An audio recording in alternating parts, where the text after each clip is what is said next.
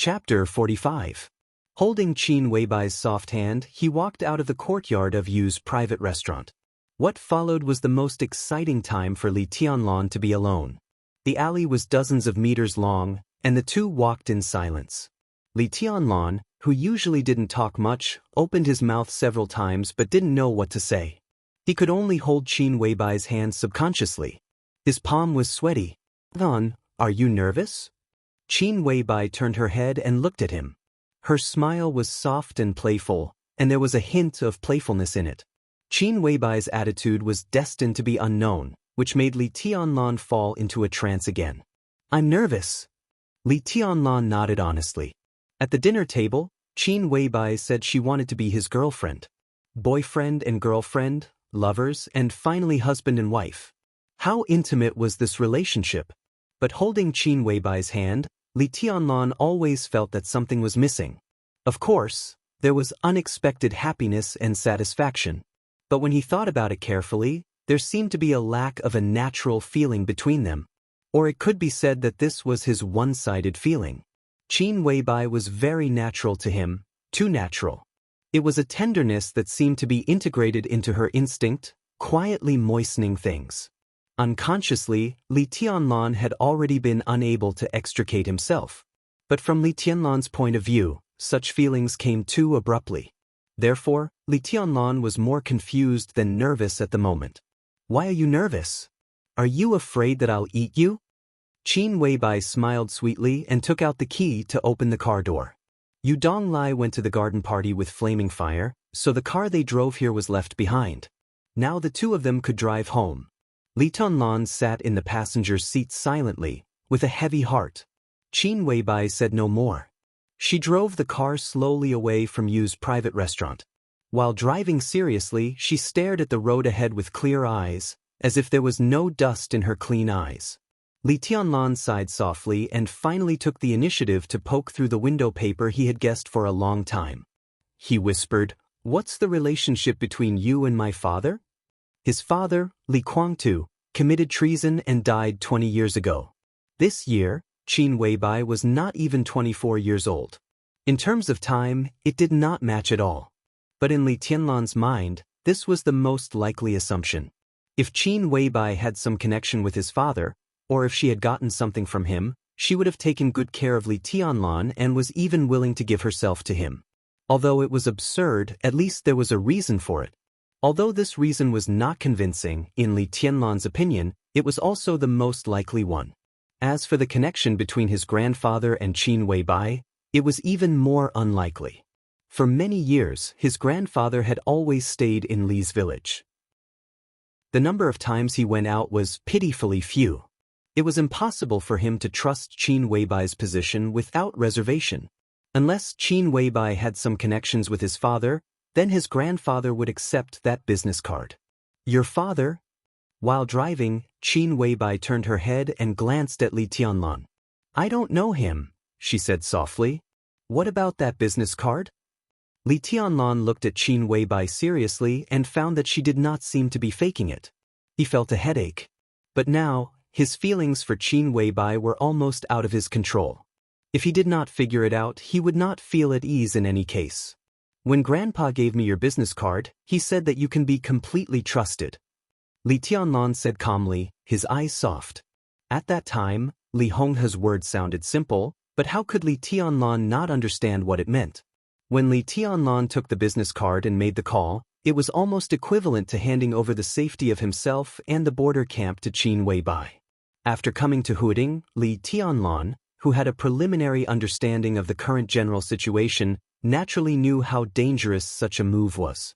If Qin Weibai had the slightest idea and revealed the news, then not only would Li Tianlan die without a burial place, but also all the people who were still holed up at the border at this time would not have a good end. But even so, Grandpa still casually gave him Qin Weibai's business card. What did it mean? Could it be that Grandpa really had contact with Qin Weibai? Li Tianlan thought quickly. In the year when Li village was far away from the border, Qin Weibai was just a little girl of 3 or 4 years old. Over the years, Grandpa had only left Li village a few times, and each time he left, it was no longer than a month. Under such circumstances, no matter how much contact Grandpa had with Qin Weibai, the time was limited. Why did he trust Qin Weibai so much? Li Tianlan opened his mouth, but this time Qin Weibai directly interrupted him and said softly, "In the year when you were in the desert, I went to the border, met your grandfather, and then left my business card. That's all." That's all. Li Tianlan's face was full of disbelief. Many things are not as complicated as you think. Don't be angry, I'm telling the truth. Although I don't like your grandfather, I have to say that he is a very wise and courageous old man. He used to be the god of war of Zhongzhou state. Even though he has lived in seclusion for many years, he is still elegant. Qin Weibai slowed down the car and said in a leisurely tone, "So don't make wild guesses. I have nothing to do with your father or your grandfather. I went to the border just for you, and it only has something to do with you. Are you satisfied with this answer?" Not only was Li Tianlan not satisfied, but he also felt even more puzzled. Only has something to do with me.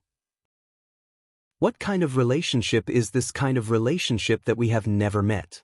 Is it worth such a beauty to want to throw herself at me? You said you're willing to be my girlfriend? Li Tianlan took a deep breath and calmed himself down.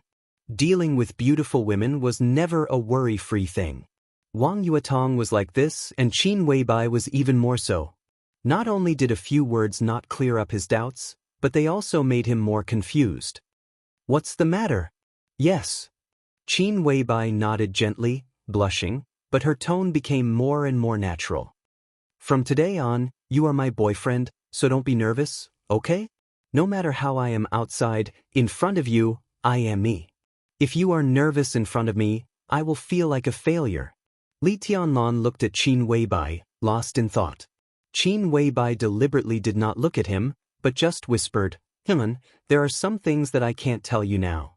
I don't mean to hide it, but I don't know how to say it. Give me some time. When I'm ready, you will know everything. I have no secrets in front of you." Li Tianlan's eyes softened, and he reached out to hold Qin Weibai's palm on the steering wheel. He smiled and said, "Do you like me?" "I'm more than like you." Qin Weibai's body seemed to be a little weak. She looked at the road ahead and muttered to herself, "I'm more than like you." As the saying goes, love doesn't know where it starts, but it goes deep. Does it describe people like us? Li Tianlan looked at Qin Weibai, who was obviously a little absent-minded, and pretended to be relaxed and made a joke. Qin Weibai did not laugh. Love doesn't know where it starts? Don't know where it starts? She bit her lip, and the corners of her mouth rose subconsciously, but her eyes were a little sad. The car drove into a villa area that could only be regarded as mid-range in Huading. Qin Weibai drove the car into the small courtyard of the villa and parked it. They both got out of the car. Before getting out of the car, Qin Weibai opened the storage box. The storage box was obviously modified, and it had a password. Her expression was calm, and she entered a long string of complicated passwords into it. From inside, she took out the blue notebook that Li Tianlan was familiar with, but also strange at the same time. Li Tianlan glanced at it, but did not say anything. After getting out of the car, he took a few steps forward and subconsciously wanted to hold Qin Weibai's small hand. Her hand was as soft and slender as warm jade. As long as he held it, he was reluctant to let go. But Qin Weibai took a few quick steps forward and directly held his arm tightly. Li Tianlan's body stiffened, and he felt Qin Weibai's body almost completely sticking to him. He only felt a raging flame directly rising in his body. But when he saw the blue notebook that Qin Weibai regarded as a treasure, his heart moved and he calmed down. He wanted to say something but stopped on second thought. "What do you want to say?" Qin Weibai held his arm and raised her head. Her face was delicate and charming. This was the true charm of a woman. Li Tianlan almost forgot where he was for a moment, and then he came to his senses. He laughed at himself and said softly, "I haven't asked you before, but in my heart, I always think that you have something to do with my father or my grandfather, and that's why you are so good to me. Even the notebook in your hand, I once thought it was my father's. But since you said that you have nothing to do with my father, then who does the weekly notebook of the Sky Academy in your hand belong to?" Qin Weibai showed a rare hesitation. Li Tianlan was trying to find something to talk about. Seeing Qin Weibai like this, he said at once, "I just asked casually. If it's not convenient to say, then forget it." "There's nothing inconvenient about it." Qin Weibai opened the front door of the villa, walked in holding Li Tianlan's arm, and said softly, "I just don't know how to say it. You should have a look at this notebook, but now is not the time. I'll give it to you when the time is right." "You said that this weekly notebook has something to do with me?" Li Tianlan looked surprised. He vaguely seemed to find a reason why Qin Weibai fell in love with him, but it was a little unbelievable. "It doesn't matter much, but it will help you." Qin Weibai pulled Li Tianlan to sit on the sofa. Her smile was tranquil, just like the decoration of the villa. The interior of the villa, which was about 1,000 square meters, had nothing to do with the splendor of gold and jade, but it made people feel extremely comfortable. From the overall layout to the small details, it was very stylish and had a strong sense of home. She poured a glass of water for Li Tianlan and gently touched the notebook in her hand. Her eyes were in a trance, and she said softly, "This notebook records everything about a chosen one in the past 10 years, including his experience, psychology, views, and even martial arts experience. Everything is in great detail. When the time is right, I will give it to you." A proud son of heaven. Not just anyone could use this term, not even any invincible figure could use it. Among the 4 invincible realm experts in Wuxia, it was estimated that only Wang Tianzong, who held the human emperor, could barely be related to this word. The heavenly sons of Zhongzhou state were born every 500 years. Any one of them was powerful enough to defeat the entire dark world. This person, Li Tianlan frowned. He's been dead for a long time. Qin Weibai's calm tone made Li Tianlan feel strange. She held a delicate celadone teacup in both hands, and her eyes were in a trance, as if she was lost in memories. He can be said to be the most arrogant and ambitious person I have ever seen. When I first met him, it was at Huading Airport. At that time, the only invincible realm expert on the killer list secretly sneaked into Huading for unknown purposes. The Zhongzhou state government originally asked him to investigate the purpose of the invincible realm killer, but he didn't bother to do so and directly came with the intention of killing. On the day he came, almost all the high-level officials in Huading went to the airport to pick him up, including the top leader of Huading, who was very likely to go one step higher. I happened to be there that day. When he got off the private plane, he smiled and looked very kind, with a pet dog in his hand. The top leader of Huading, who was not on good terms with him, went up and wanted to shake hands with him. But he put the leash of the dog in the hand of the top leader, who was a member of the decision-making committee. As for the others, he didn't even look at them and directly attacked. Attacked? Li Tianlan raised his eyebrows and asked in confusion, "Who did he attack?" "He attacked the invincible realm killer. I don't know which high-level official he came for. That day, he pretended to be a staff member of the airport and was waiting for an opportunity to take action. Unfortunately, before the invincible realm killer had time to take action, he was discovered by him. The whole battle only lasted a few seconds. The invincible realm killed the invincible realm. Unarmed, life and death were decided in an instant." Li Tianlan's heart beat violently, and his face was fascinated. The invincible realm killed the invincible realm, and it was an instant kill. That kind of scene was beyond his imagination. Really domineering. Then what? He asked. Qin Weibai glanced at him with an unreadable look and said with a chuckle, "What then?" Then he pulled the leash of the dog from the top leader of Huading, boarded the plane again, and left. From the beginning to the end, he didn't talk to those high-level officials of Huading. I asked him later, and he said there was nothing to talk about. They were a group of clowns, and he would rather play with baby than socialize with them. Qin Weibai smiled with a complicated look in her eyes, and took the initiative to explain, "Baby is the pet dog he raised." Li Tianlan was lost in thought, but the image of that heavenly son was formed subjectively in his mind. Arrogant, domineering, silent, fierce, and insufferably arrogant. It was a pity that such a person died. Fortunately, he died. Listening to Qin Weibai's explanation, he smiled and said, "That dog was quite lucky." Yes, It could be said to be the most valuable pet dog in years. When he was alive, no one dared to provoke his dog, not to mention him. At a high-profile private party, it was said that a certain invincible realm figure in Kunlun City accidentally stepped on the dog's tail and refused to apologize. In less than 3 days, he died on the way back to Kunlun City, without a whole body. Qin Weibai held the cup, and her words were calm, but her eyes became more and more dazed. Li Tianlan's eyelids twitched, and he once again added a new impression to this strong man. Extreme madness. Such a figure really had the demeanor of ignoring everything and sweeping everything away. Li Tianlan suddenly thought of a sentence and said casually, "That's what a man should be like." That's what a man should be like? Qin Weibai smiled bitterly. At that time, he was indeed insufferably arrogant and invincible.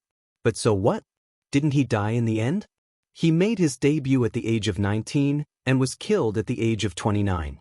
10 years of magnificent events, but in the end, wasn't it a sad song? Li Tianlan was stunned. In any case, he had never thought that such a figure would die at such a young age.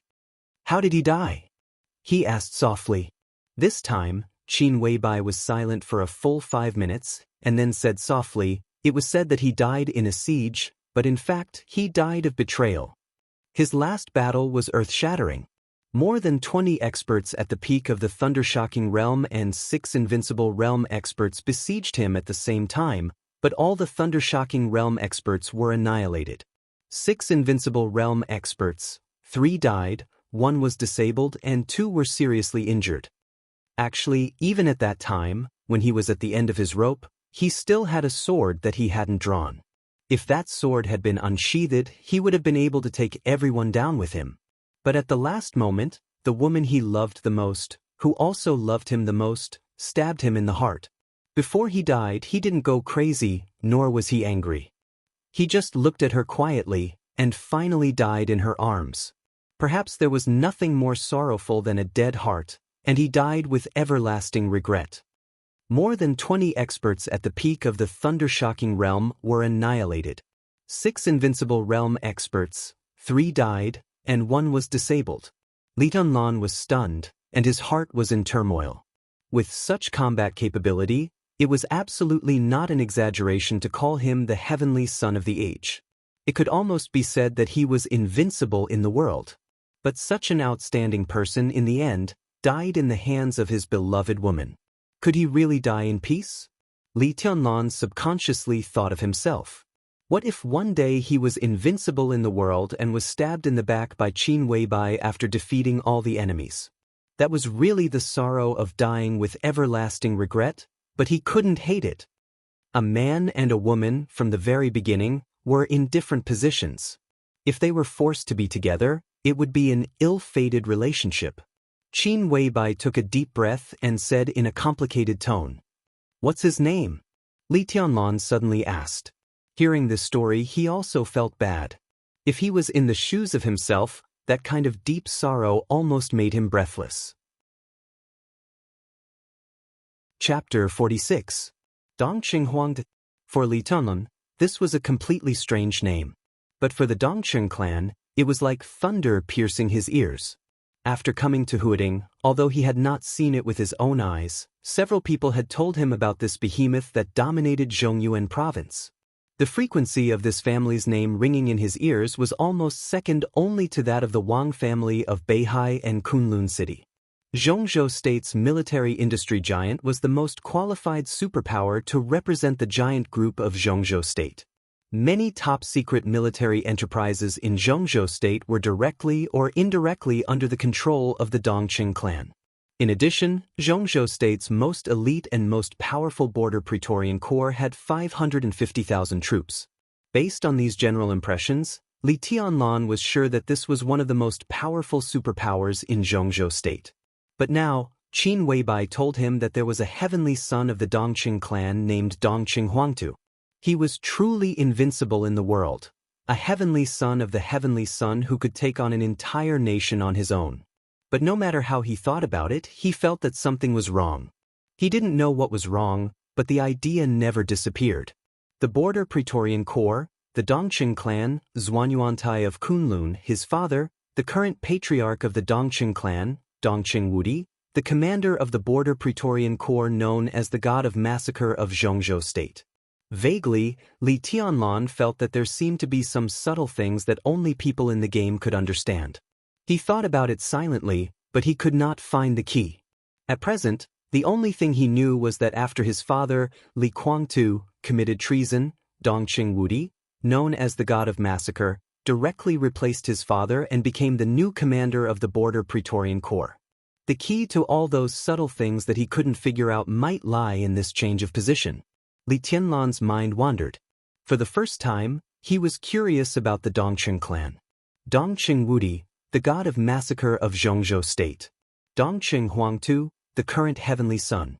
Dongqing Rushi, the genius of the young generation of the Dongqing clan, had entered the fire-flaming realm at the age of 19. These were the three members of the Dongqing clan that Li Tianlan knew so far. As for how many other outstanding talents were hidden in this transcendental family? Dongqing Huangtu, Li Tianlan murmured twice. How long has he been dead? She asked softly. It has been a long time. Qin Weibai said as she held the glass of water. Li Tianlan glanced at her. When he first heard this story, he had a strange feeling, and now he finally understood what was going on. When Qin Weibai and Dongqing Huangtu met for the first time, she was able to go to the airport with a group of high-level officials in Huading at the same time. Even if she was just at the end of the table, such a status was quite high. How old was Qin Weibai now? How old could Qin Weibai be when she first met Dongqing Huangtu? He had been dead for a long time. No matter how long it had only been a matter of a few years. At this moment, he recalled the conversation he had with Zhuang Huayang. Zhuang Huayang said that in the past 20 years, every 5 years, there would be a major event in Zhongzhou State.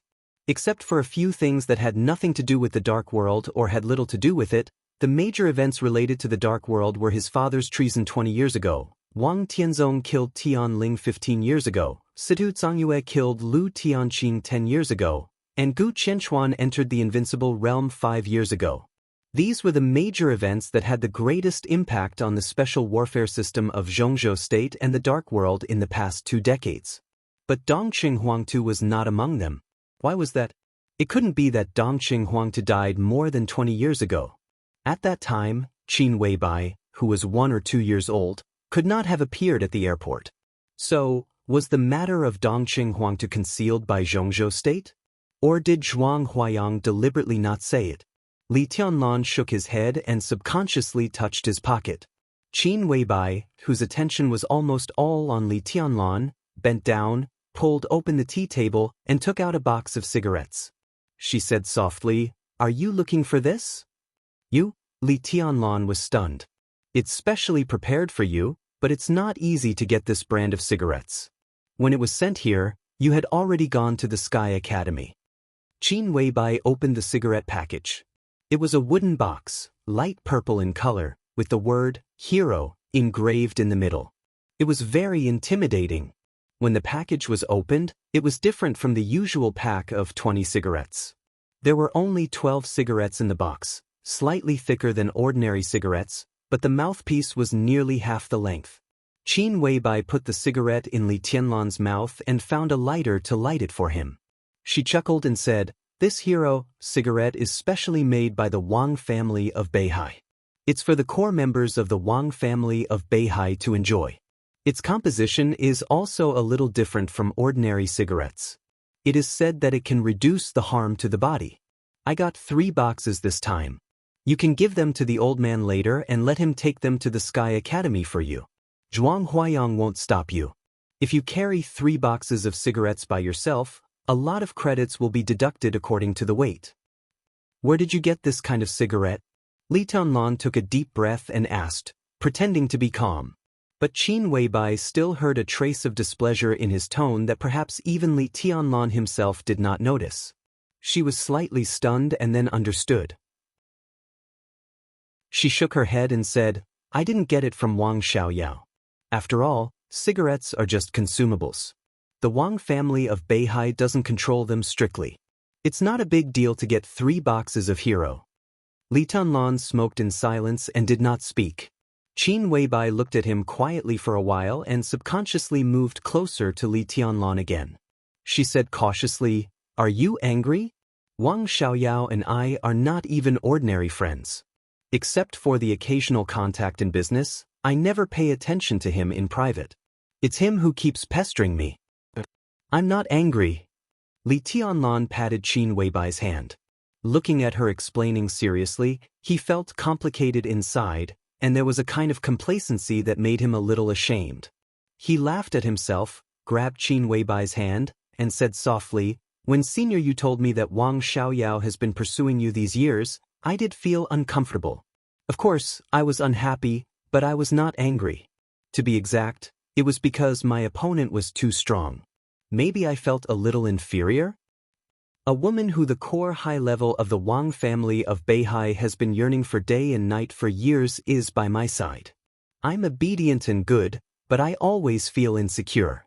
In the end, it's because I'm not promising now. If I enter the invincible realm now, my confidence will naturally come back.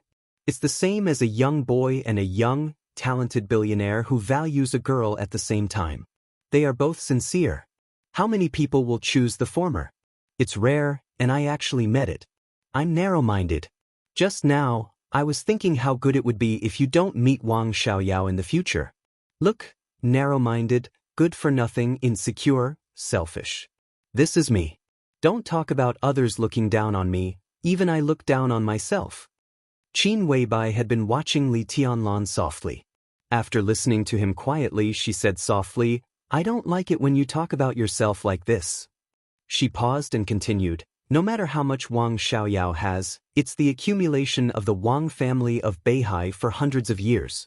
Zhuanyuantai of Kunlun has made great achievements. Who says you have nothing? You can carry the responsibility on your back and still don't give up. In my opinion, this alone shows that you are more responsible than most men. In my heart, you will be more capable and promising than anyone else in the future." Li Tianlan gritted his teeth and boldly reached out his hand. He gently lifted Qin Weibai's chin and made her look at him. Qin Weibai followed Li Tianlan's hand and raised her face. Her bright and clear eyes were full of trembling obedience and gentleness. Li Tianlan's forced heroism suddenly dissipated, but he didn't show it on the surface. He squinted and smiled. "More promising than Dongqing Huangtu?" Qin Weibai suddenly stood up.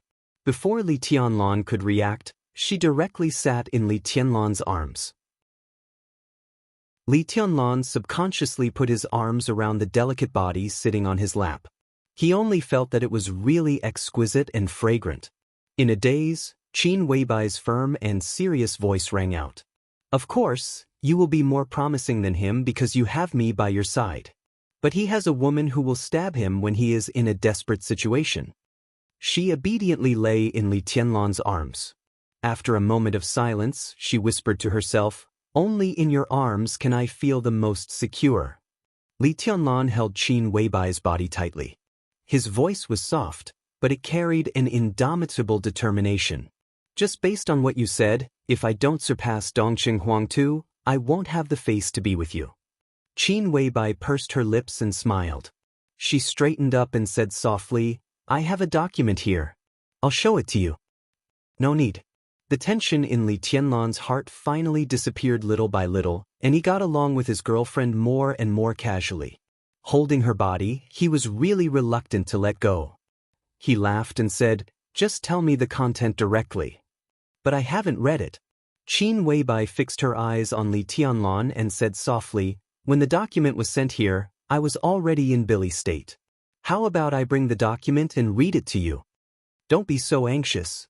What's the content of the document?" Li Tianlan held Qin Weibai tightly and didn't let go. Qin Weibai didn't insist. She moved on Li Tianlan's leg. The softness and elasticity almost made Li Tianlan go crazy.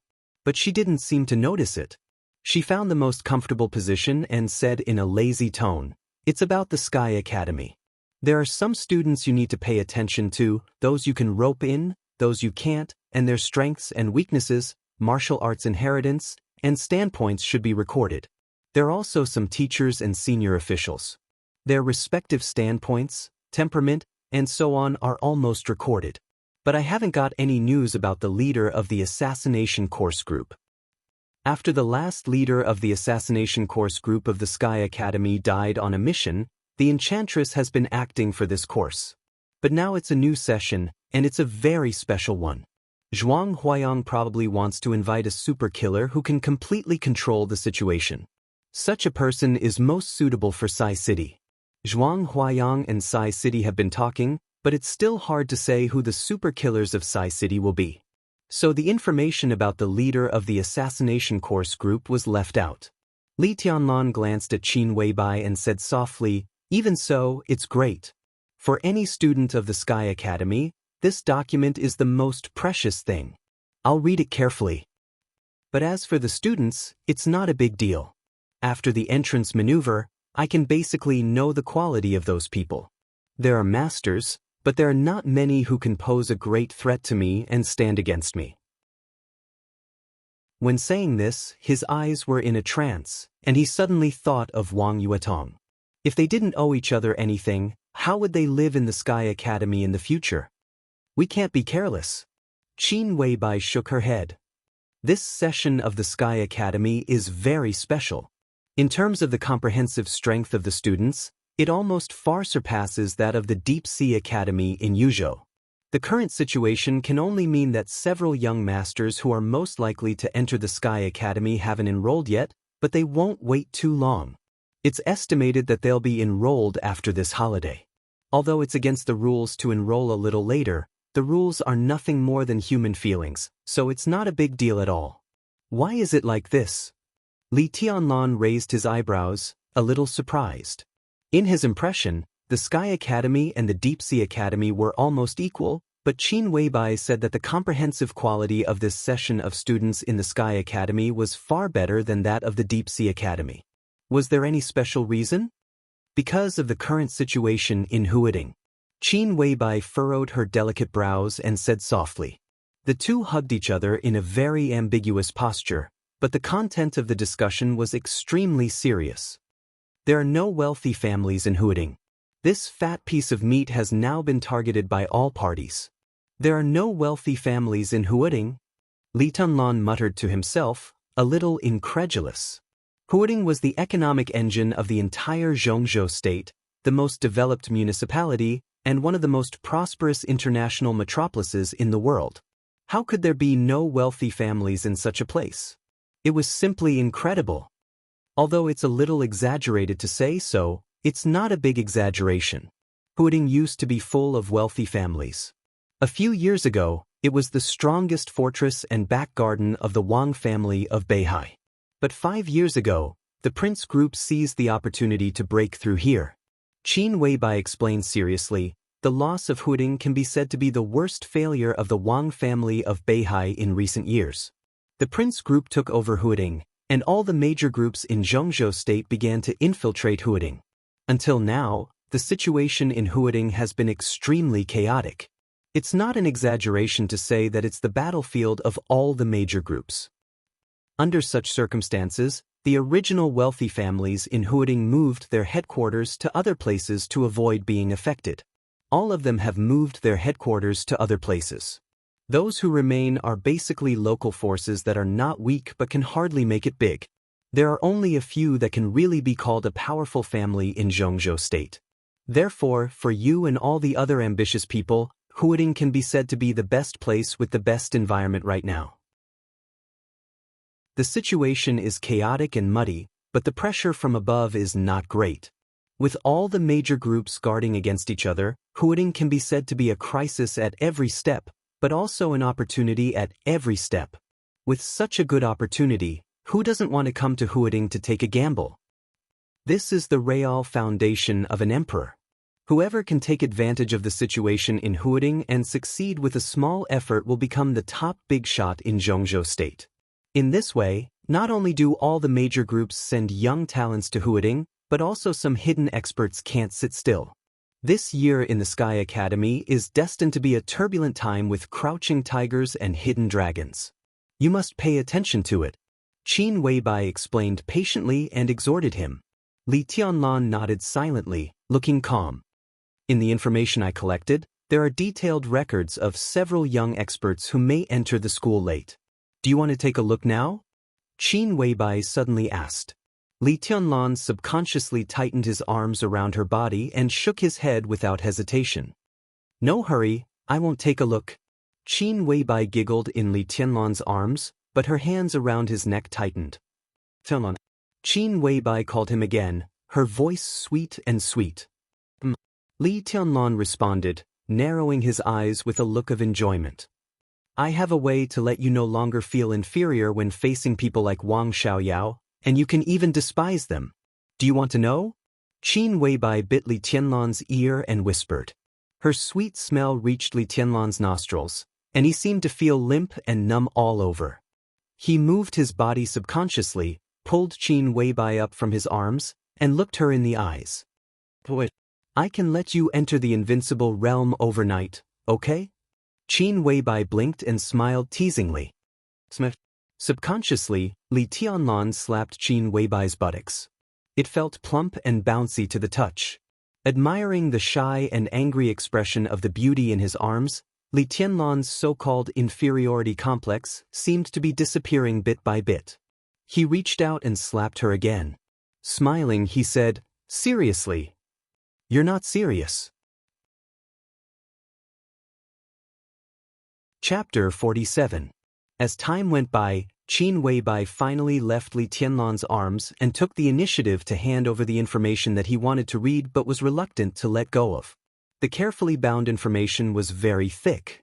It was a large stack of A4 paper, densely covered with handwriting, which showed how detailed it was. The Sky Academy and the Deep Sea Academy were the two most mysterious special warfare academies in Zhongzhou State.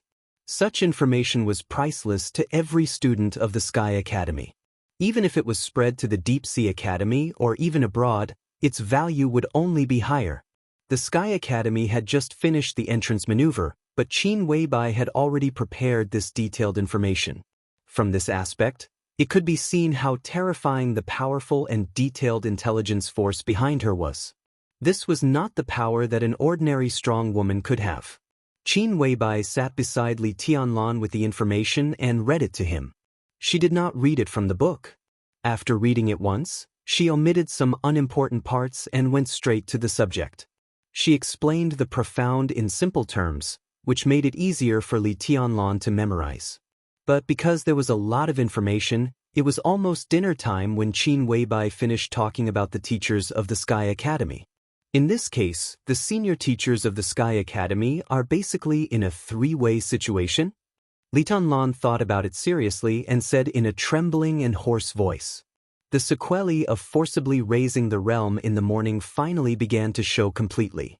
His muscles were completely relaxed, and the pain caused by forcibly raising the combat strength spread all over his body. To be exact, it was not pain, but an indescribable emptiness and numbness. It seemed that every muscle, every bone, and every drop of blood in his body had completely disappeared. Li Tianlan could move and speak, but he could hardly feel the existence of his body, nor could he feel the sofa under him. His whole body was indescribably sore and itchy, which made him fall into a state of extreme numbness from the inside out. Such a feeling made him feel extremely uncomfortable, both psychologically and sensually. Most importantly, this feeling was still increasing. It was okay to keep his body still, but once he moved, the pain and the emptiness would spread all over his body, like being pricked by needles. If he didn't move, he would feel sore and numb. If he moved, he would feel severe pain. As this feeling became more and more obvious, Li Tianlan was already sweating all over. You can say that. Qin Weibai nodded. Zhuang Huayang represents the academics, which can be said to be the main force of the academics in Huading. Outside of the Sky Academy, their forces in Huading are not strong enough. Yi Fengqing and the Enchantress represent the Wang family of Beihai. Wang Tianzong is good at setting up the overall situation.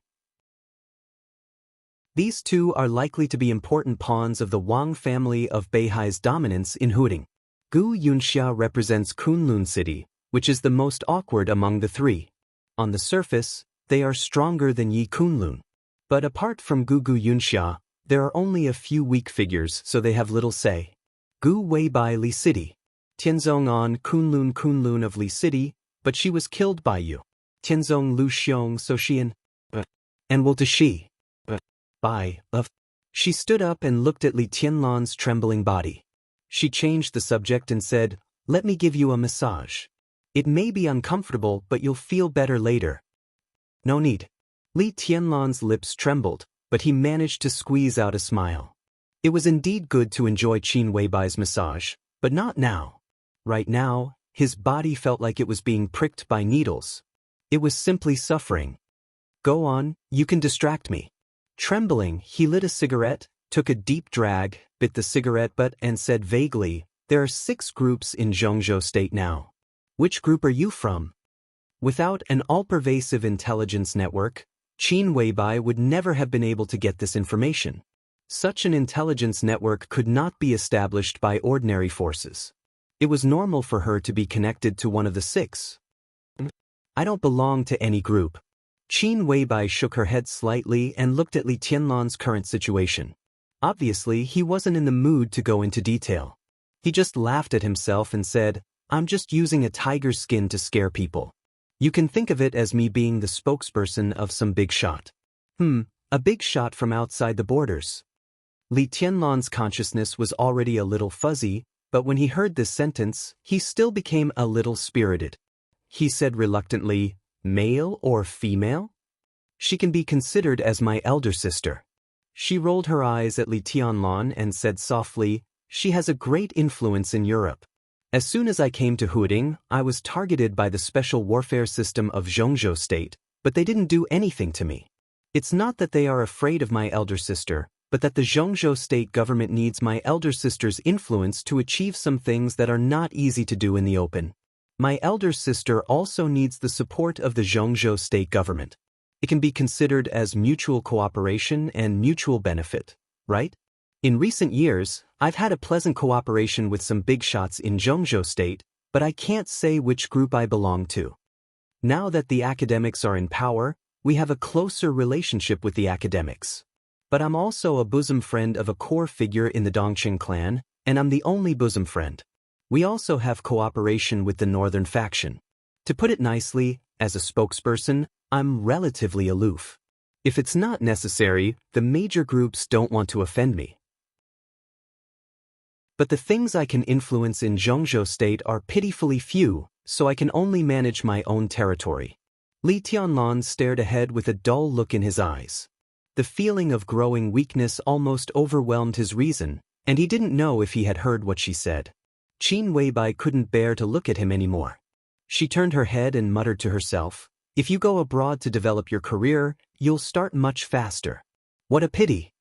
A soft sound came from outside the door. The door was immediately pushed open. Qin Weibai stood up reflexively and walked quickly to the door. Looking at Flaming Fire and Yu Donglai, she asked in a hurried tone, "Where's the thing?" Looking at the anxious expression on the boss's face, Flaming Fire felt more and more powerless. She silently took out a wooden box that smelled of sandalwood from her pocket and handed it to Qin Weibai. Qin Weibai quickly took it and turned to Li Tianlan without hesitation. She took out a small round tube that shone with a metallic luster from the box and carefully fed him the light blue medicine in the tube. There were only about 3 to 5 drops of the light blue liquid medicine. But the moment it entered his mouth, Li Tianlan's tongue, which had been numb and unable to speak, suddenly regained its senses. The medicine entered his throat. A cool feeling entered his stomach. Li Tianlan only felt as if someone had suddenly poured a basin of cold water on him when his whole body was on fire.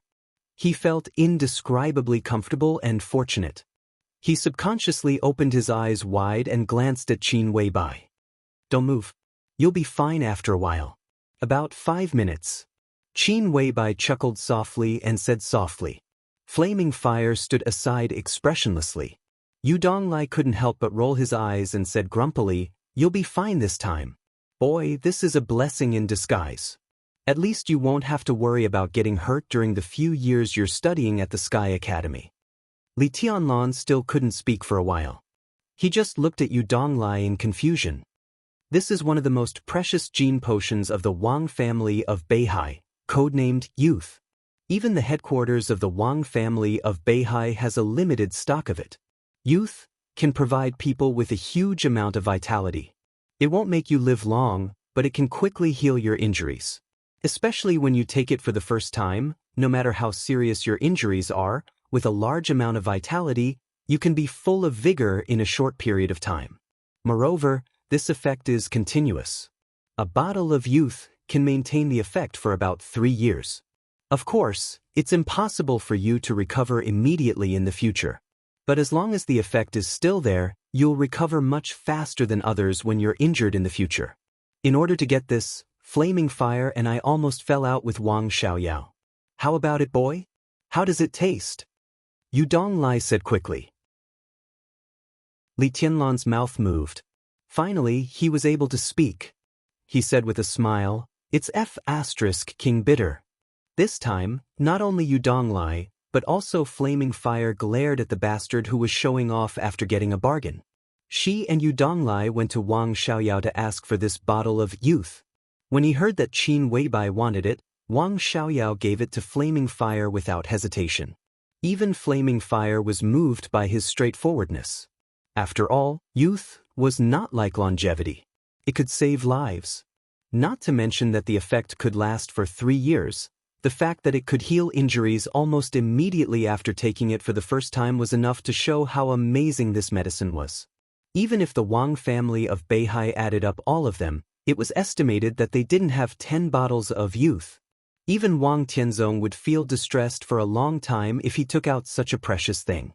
But Wang Xiaoyao gave it to Wang Xiaoyao without hesitation. He was really sincere to his boss. However, this Wang Xiaoyao of the Wang family of Beihai was also extremely stingy. When he heard that Qin Weibai wanted to give it to Li Tianlan, his eyes turned red and he regretted it on the spot. Flaming Fire almost fought with Wang Xiaoyao at the garden party. Fortunately, Yu Donglai mediated between them. Later, Xian Xuanzi, a Daoist master who was a guest at the garden party, also said a few words. Then she was allowed to take back the bottle of Youth. But this bastard actually said that it was bitter. Don't drink it if it's bitter. If this thing was given to their palace master, it could definitely make their palace master more powerful. Even in the face of an invincible realm expert with 12 murderous weapons, he would not be afraid. Wang Xiaoyao was right. It was a great waste to give this precious thing to Li Tianlan. Only the boss would indulge him like this. Flaming Fire took a deep breath, her face full of resentment. Well, I see that this guy is fine. I should go back. Yu Donglai glanced at Li Tianlan and suddenly said, "Leave after dinner." Qin Weibai stood up and said, "I'm going to cook. The old man can help." She glanced at Li Tianlan and said softly, "Do you want your friend to come over? My cooking skills are no worse than the old man's." "No need. Another day." Li Tianlan smiled and said softly. With a girlfriend like Qin Weibai, he really couldn't wait to show off. But now, he really didn't have the capital to do so. If he called Ning Chencheng and Li Beiyan over, they might even mistake him for living off a woman. Even if he wanted to call them over, he didn't have the confidence to do so. Qin Weibai looked at him deeply, nodded, and walked to the kitchen. The dinner was not too sumptuous. Qin Weibai and Yu Donglai made a few home-cooked dishes and boiled a pot of congee with pork and century eggs, which had a special taste. The effect of Youth against the natural order had already come into play before dinner. The pain caused by Li Tianlan forcibly raising his realm had disappeared.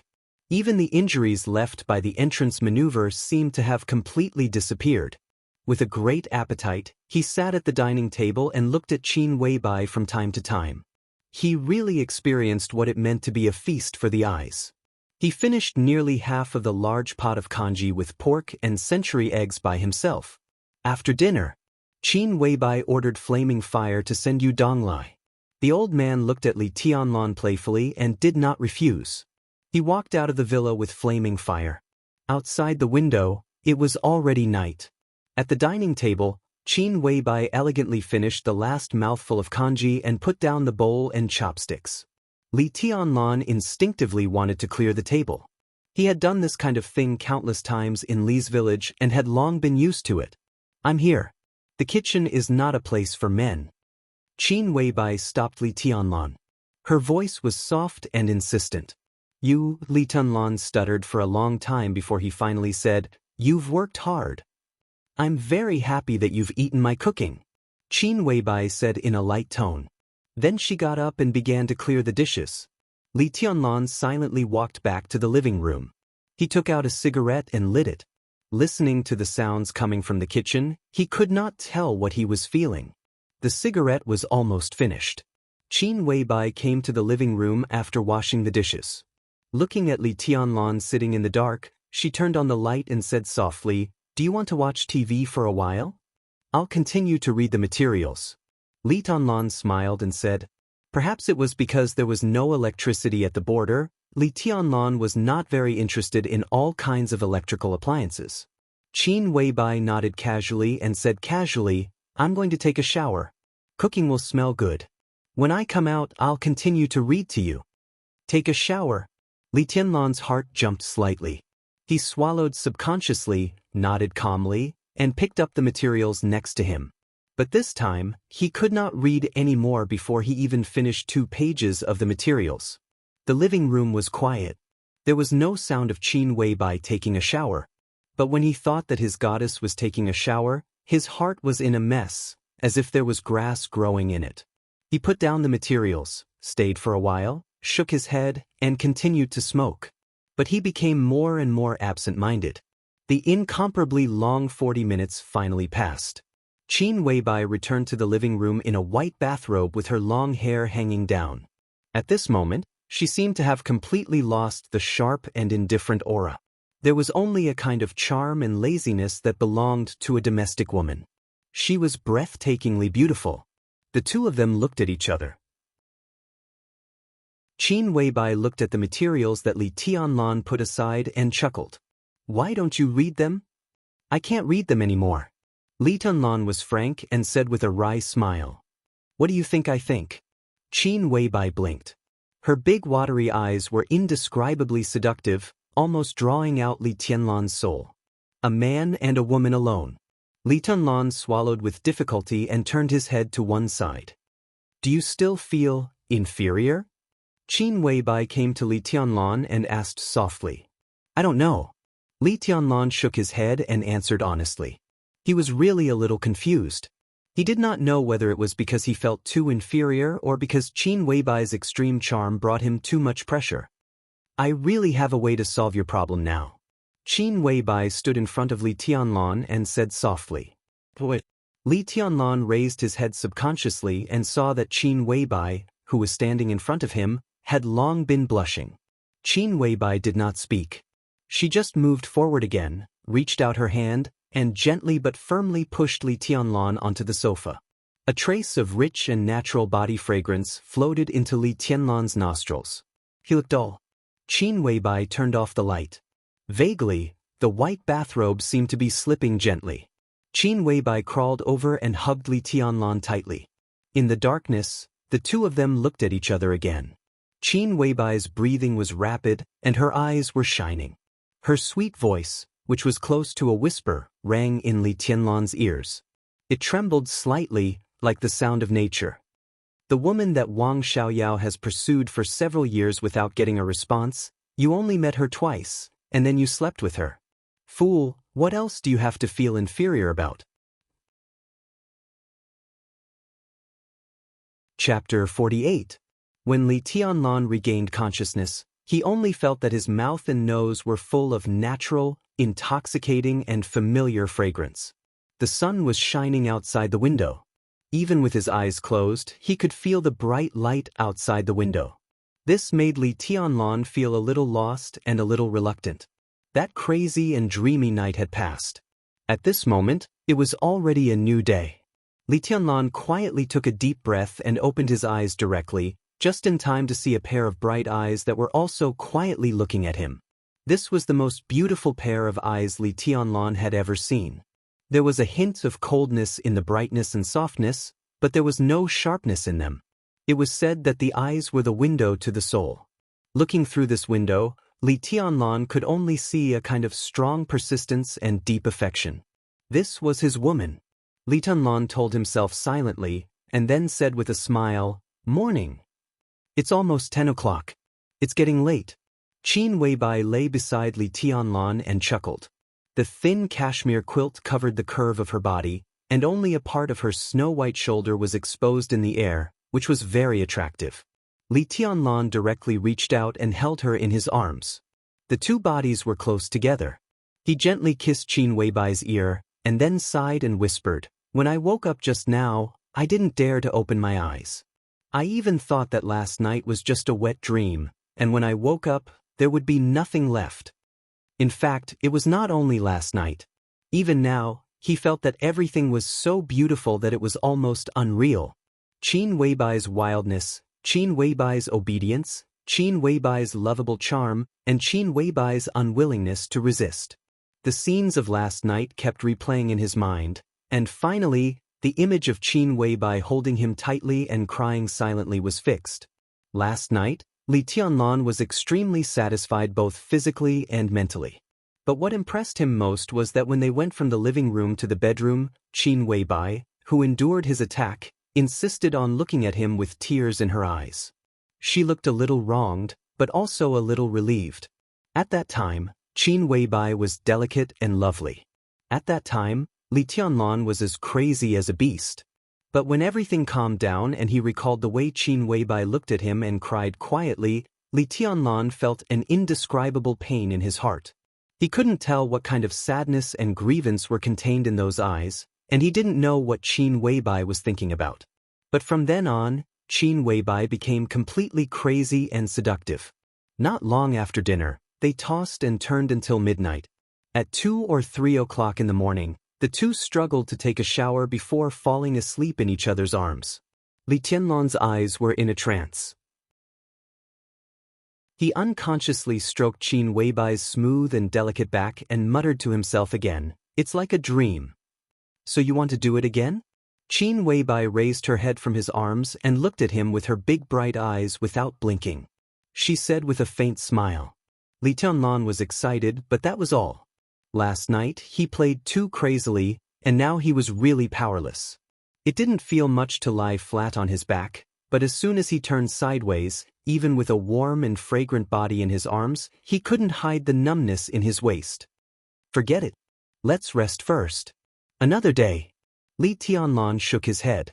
As soon as he finished speaking, he felt that the words, "another day," were really exquisite. He laughed, let go of Qin Weibai, and sat up on the bed. Almost at the same time, Qin Weibai also took Li Tianlan's clothes. Her movements were obviously a little inconvenient. Not to mention a woman who didn't know martial arts, even if she was an expert of the invincible realm and had just experienced the first time in her life, the pain couldn't be ignored. She gently bit her lower lip and insisted on getting up. It seemed that she wanted to help Li Tianlan put on his clothes. "I can do it myself." Li Tianlan subconsciously wanted to take the clothes. Looking at Qin Weibai's pale face because of the pain, he suddenly remembered the blood stain on the sofa, which represented a woman's chastity. Last night, he was so focused on fooling around that he didn't have time to clean up the battlefield. He guessed that flaming fire had seen it. At the thought of this, his heart suddenly felt a little strange. "I'll help you." Qin Weibai clenched the clothes in her hand and gently shook her head, but her attitude was extremely firm. "I think this is also what a wife should do. Camouflage clothes are relatively easy. If you wear a suit in the future, I'll help you wear a tie every day, okay?"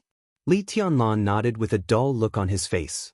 Looking at Qin Weibai, who got out of the quilt to help him put on his clothes, he understood for the first time what it meant to have a room full of spring. Qin Weibai, who gently helped Li Tianlan put on his clothes, also blushed. From time to time, she had to endure Li Tianlan's perverted hands. He could bully her so much in just one night. Was he still the bastard who said yesterday that he felt inferior when facing her? It took nearly half an hour to get dressed. When Li Tianlan and Qin Weibai, whose walking posture was obviously a little unnatural, walked out of the bedroom, it was close to 11 o'clock in the morning. Flaming Fire was sitting in the living room, looking through some documents. When she saw Li Tianlan and Qin Weibai coming out one after another, her expression changed. She glared at Li Tianlan fiercely, as if she was looking at a pile of cow dung stuck in a flower. She could not imagine that the boss could be so crazy, nor could she imagine that Li Tianlan would be so lustful. She had only gone to send Yu Donglai, and it had only been 2 hours. When she came back, this bastard had actually eaten up the boss, and so thoroughly. She naturally knew what the bloodstain on the sofa meant. Even if she did not know, the noise they made last night was not small. Flaming Fire's room was next to Qin Weibai's. As long as one was not deaf, they could know what happened in the master bedroom last night. Noticing Flaming Fire's murderous look, Li Tianlan smiled and was not angry. Qin Weibai had become his woman, and in the future, such looks would probably be very common. Even if he did not like it, he had to get used to it. Qin Weibai obviously also noticed the change in Flaming Fire's mood, but she did not say anything. She just tilted her head to look at Li Tianlan and said softly, "Are you having lunch at home?" Li Tianlan nodded and said, "I have 2 brothers who seem to still be living at a relative's house. I'll go find them after lunch." Qin Weibai trotted downstairs. Hearing that Li Tianlan had no intention of taking her, she pursed her lips and seemed a little disappointed, but she did not say anything. She just nodded meekly and said to Flaming Fire, who had already gotten up from the sofa, "I'm a little unwell today. You cook lunch at noon. Don't be salty, make it spicy." She was obviously taking care of Li Tianlan's taste. Flaming Fire glanced at Li Tianlan expressionlessly, nodded, and went straight to the kitchen. Li Tianlan's scalp went numb. Looking at the look in her eyes, he even thought that it was possible that Flaming Fire had drugged the lunch. It was not highly toxic, but something like laxatives. Flaming Fire could definitely do it. Qin Weibai frowned and carefully sat on the sofa. She took her bag, took out a card from it, and handed it to Li Tianlan. She said softly, "There's some money on the card, but there's no password. Take it. Hooting is not like the Sky Academy. Money is waste paper in the Sky Academy, but it's different in Hooting. You can't do anything without money." Li Tianlan did not stand on ceremony. He took the card and put it in his pocket. He had no concept of money since he was a child. Moreover, it was Qin Weibai who gave him the money.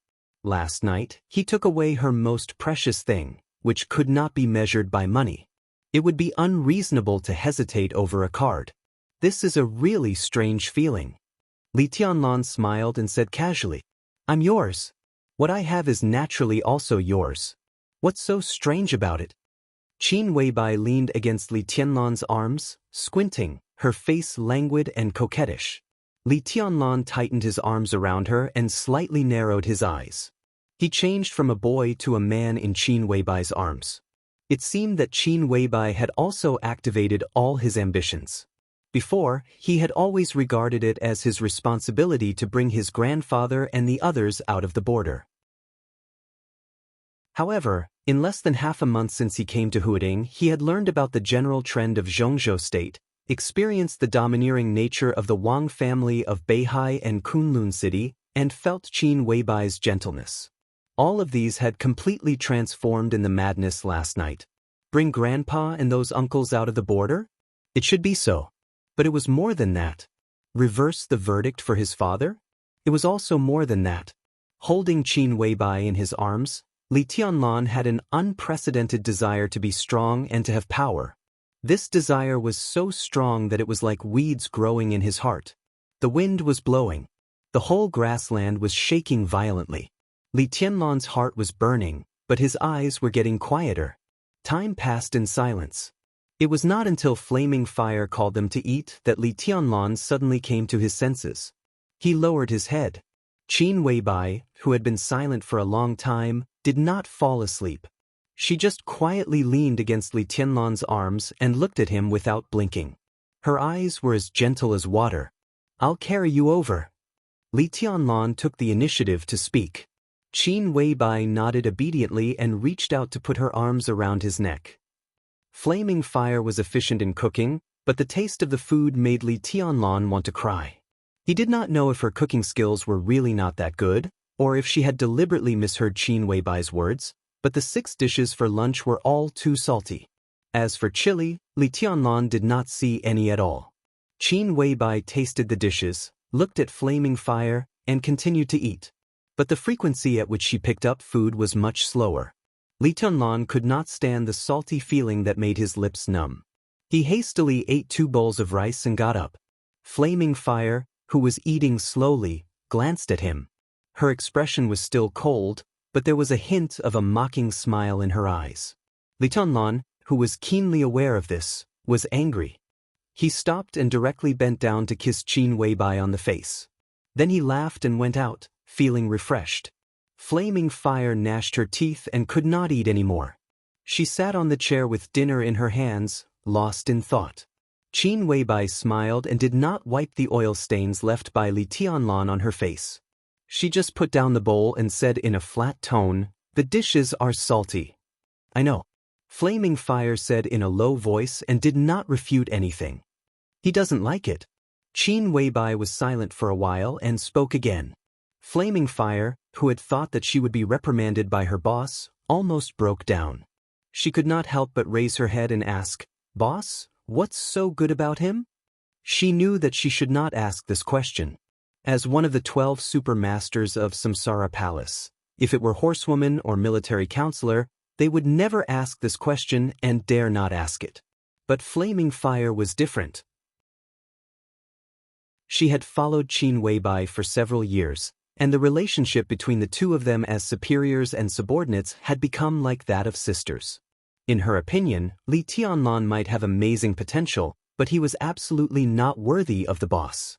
But in fact, the boss had not only been ruined by him, but also seemed to have been bewitched by him. She was simply obedient to him. If Flaming Fire could really be at peace, then she would really have no temper at all. Qin Weibai glanced at her and said with a chuckle, "My man is naturally the best." She paused and continued, "The best." Flaming Fire put down the bowl and chopsticks and continued to be in a daze. "Flaming Fire, be polite to Tianlan in the future."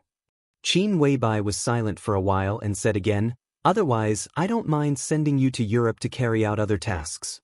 Flaming Fire's body trembled slightly. She lowered her head and said dejectedly, "I will pay attention in the future." Qin Weibai nodded and did not dwell on this matter. She changed the topic and said, "Did you miss anything about Tianlan in the Sky Academy?"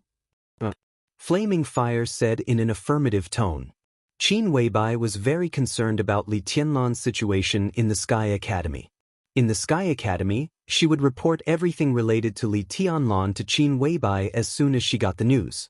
Qin Weibai nodded and whispered, "The Lu family of Huading, Gu Yunxia, and the Wang family of Beihai whose position is difficult to determine in the future." She frowned and seemed to be a little hesitant. "Outside, there are Horsewoman's secret protection. In the Sky Academy, there is Zhuang Huayang's protection.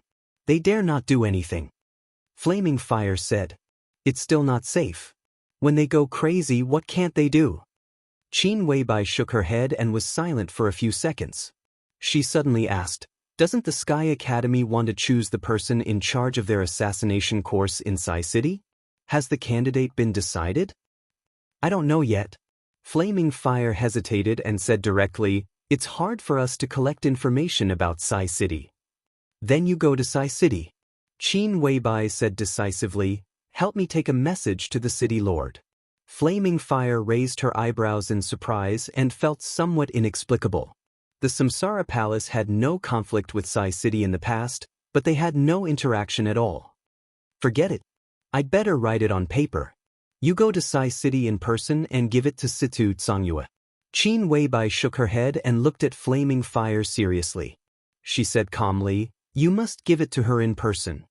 Flaming Fire nodded with a solemn face. Qin Weibai found a pen and paper and wrote 2 short lines. Then she put it in an envelope and handed it to Flaming Fire. She said, "You go now. I'll ask the military counselor to protect Tianlan for the time being and let Horsewoman protect me. There will be no problem." Flaming Fire took the envelope and said yes.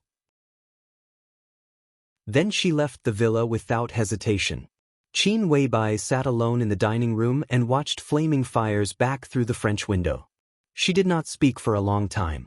She did not know whether Flaming Fire's trip was a blessing or a curse for her and Li Tianlan.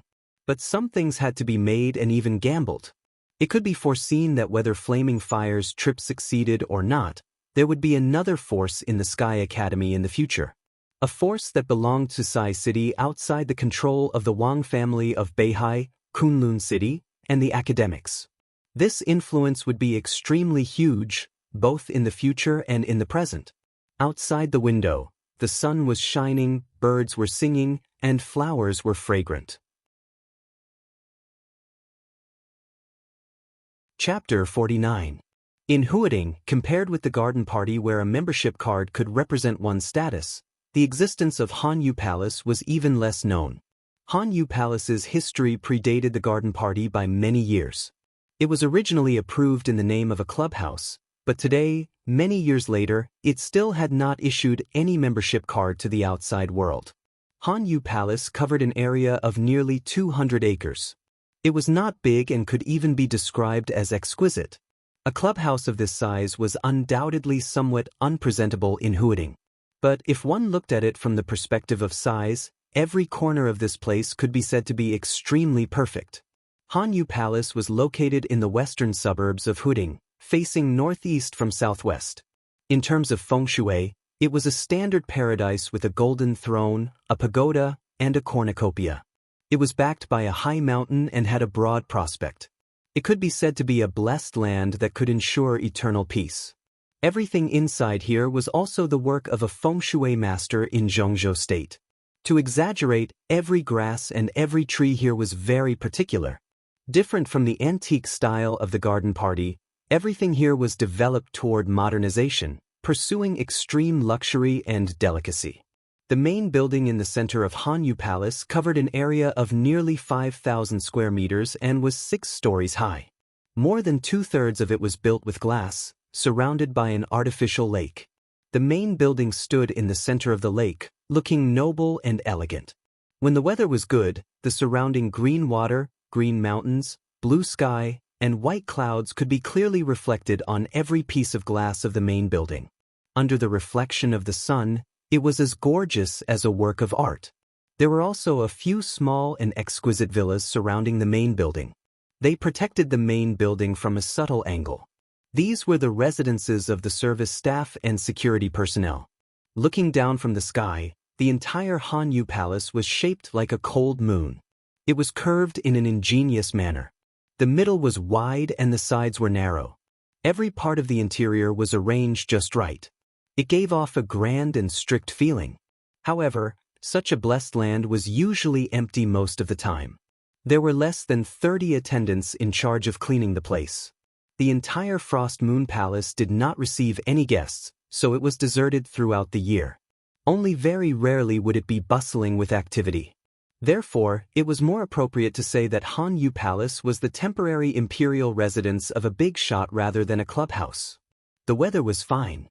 At 1 o'clock in the afternoon, a middle-aged man who looked about 50 years old appeared at the gate of Hanyu Palace. He wore an extremely large black robe, and his entire body was shrouded in the black robe. Not to mention his appearance, even his figure was not obvious under the cover of the black robe. The strange black-robed man walked through the door carved with a cold moon, walked across the exquisite arch bridge that spanned the entire artificial lake, and arrived at the door of the main building without any obstruction. A woman of unknown age stood in front of the door, looking at the black-robed man slowly approaching with a sincere smile. The woman's appearance was ordinary, but her temperament was as gentle as the water of a lake.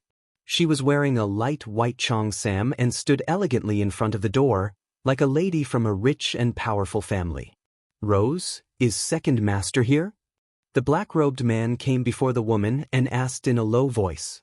"He's upstairs reading and hasn't slept all night. If you still haven't returned, second master will probably send me to find you." The woman with the code name Rose's voice was gentle and elegant. She was not in a hurry, and she exuded an intellectual aura. Her appearance was not outstanding, but her skin was extremely white and delicate. At first glance, it was not a problem to say that she was in her 20s, and it did not seem wrong to say that she was in her 30s. The black-robed man's body stiffened slightly. He nodded and walked directly through the door of the temporary imperial residence. The decoration inside the temporary imperial residence was the complete opposite of the outside world. It was filled with an ancient style, but it was not purely ancient. It was a bit like the style of the Republic of China from hundreds of years ago. It was dignified and grand, and it looked like it had a lot of history. The black-robed man silently walked up the redwood steps in the hall to the third floor and stood in front of a door. "Is it Black Robe? Come in." A low and gentle voice rang out from the room. It was clear even through the extremely soundproof room. The black-robed man pushed the door open and entered. Behind the door was a large room of nearly 150 square meters. A crimson carpet covered every corner of the room, and the ceiling was painted with gold as decoration, spreading wantonly and carelessly over the entire ceiling. The four walls were all made of glass, and a huge red sandalwood bookcase took up almost all the space on one wall. The bookcase that exuded the fragrance of sandalwood was filled with books and all kinds of antiques. Two leather sofas were placed randomly in front of the window on the other side, and in the middle was a chessboard. The room was completely dark. The floor-to-ceiling window had excellent lighting, but it was now tightly blocked by the curtains. Visibility in the entire room was extremely low. The black-robed man followed the weak light to the sofa and sat down. He continued to remain silent. The mission failed? In the darkness, the gentle and deep voice continued to ring out. In the extremely poor light, his voice seemed to come from all directions, and it was impossible to determine his exact location. "Yes." The black-robed man finally spoke, and his voice was dry. "I'm sorry, Second Master." "Don't blame yourself. I've been mentally prepared." The second master seemed to smile, and his deep voice echoed in the room, light as a feather. "Wang Yuetong's identity is extraordinary.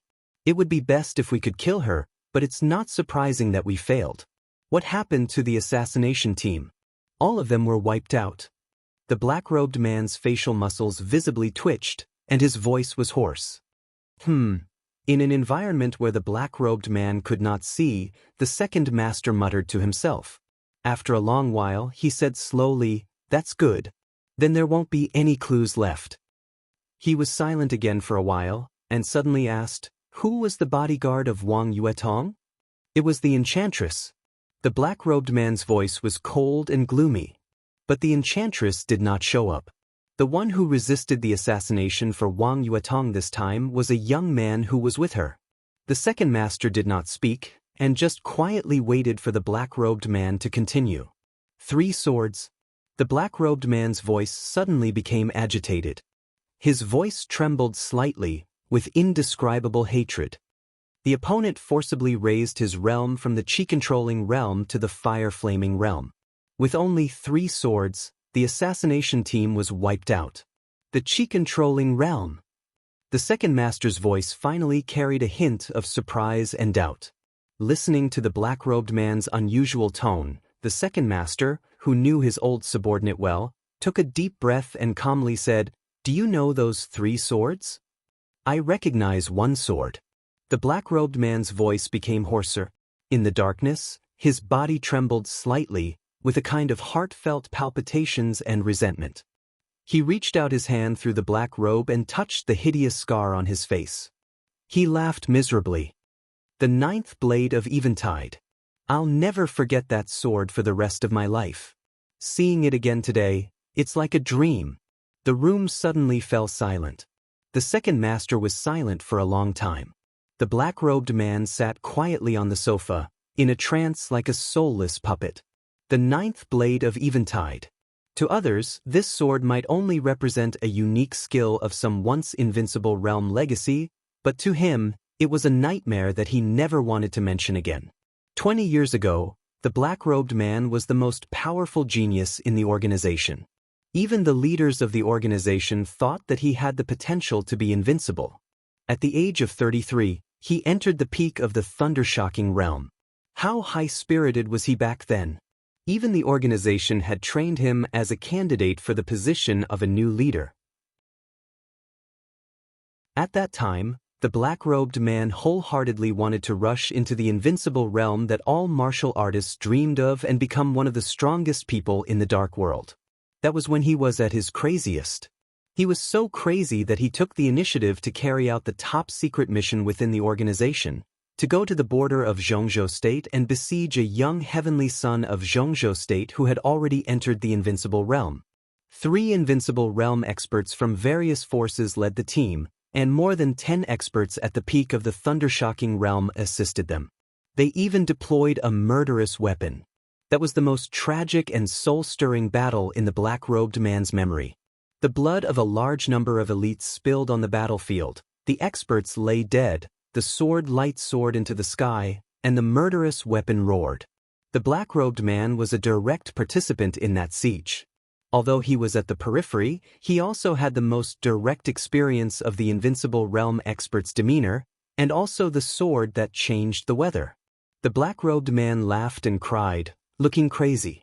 He still remembered that he was still dozens of meters away from the center of the battlefield, but the 36-year-old invincible realm expert directly swung his sword at a group of thunder-shocking realm experts while being besieged. The 9th blade of Eventide. The invincible sword intent surged. The several thunder-shocking realm experts standing at the forefront did not even move from a distance of dozens of meters. They were directly torn to pieces by the huge sword energy. The black-robed man himself could not have been spared, but when he was about to despair, a woman who had been by his side since his debut took the sword for him. After she was smashed to pieces, the aftermath of the sword energy did not dissipate. After rushing through, it destroyed half of his face. From then on, he became the black-robed man. The woman he once treasured the most was dead, and the one he saved was equivalent to a useless person. For many years, under the shadow of that sword, not only did he not break through to the invincible realm, but his realm did not even advance. Now, there was still a small distance between the true peak of the thunder-shocking realm. The black-robed man gritted his teeth and suddenly said, "Second Master, I want to kill him." "Speak clearly." The second master's voice was still gentle in the darkness, but with a hint of irresistible majesty. The black-robed man seemed to realize that he was speaking incoherently. He took a deep breath and forced himself to calm down.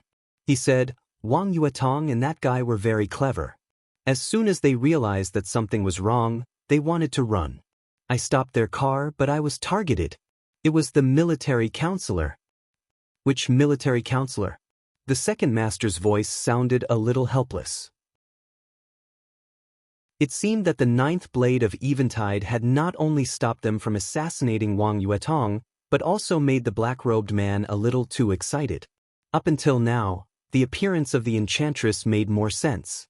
The 9th blade of Eventide and this so-called military counselor were completely inexplicable. The military counselor of Samsara.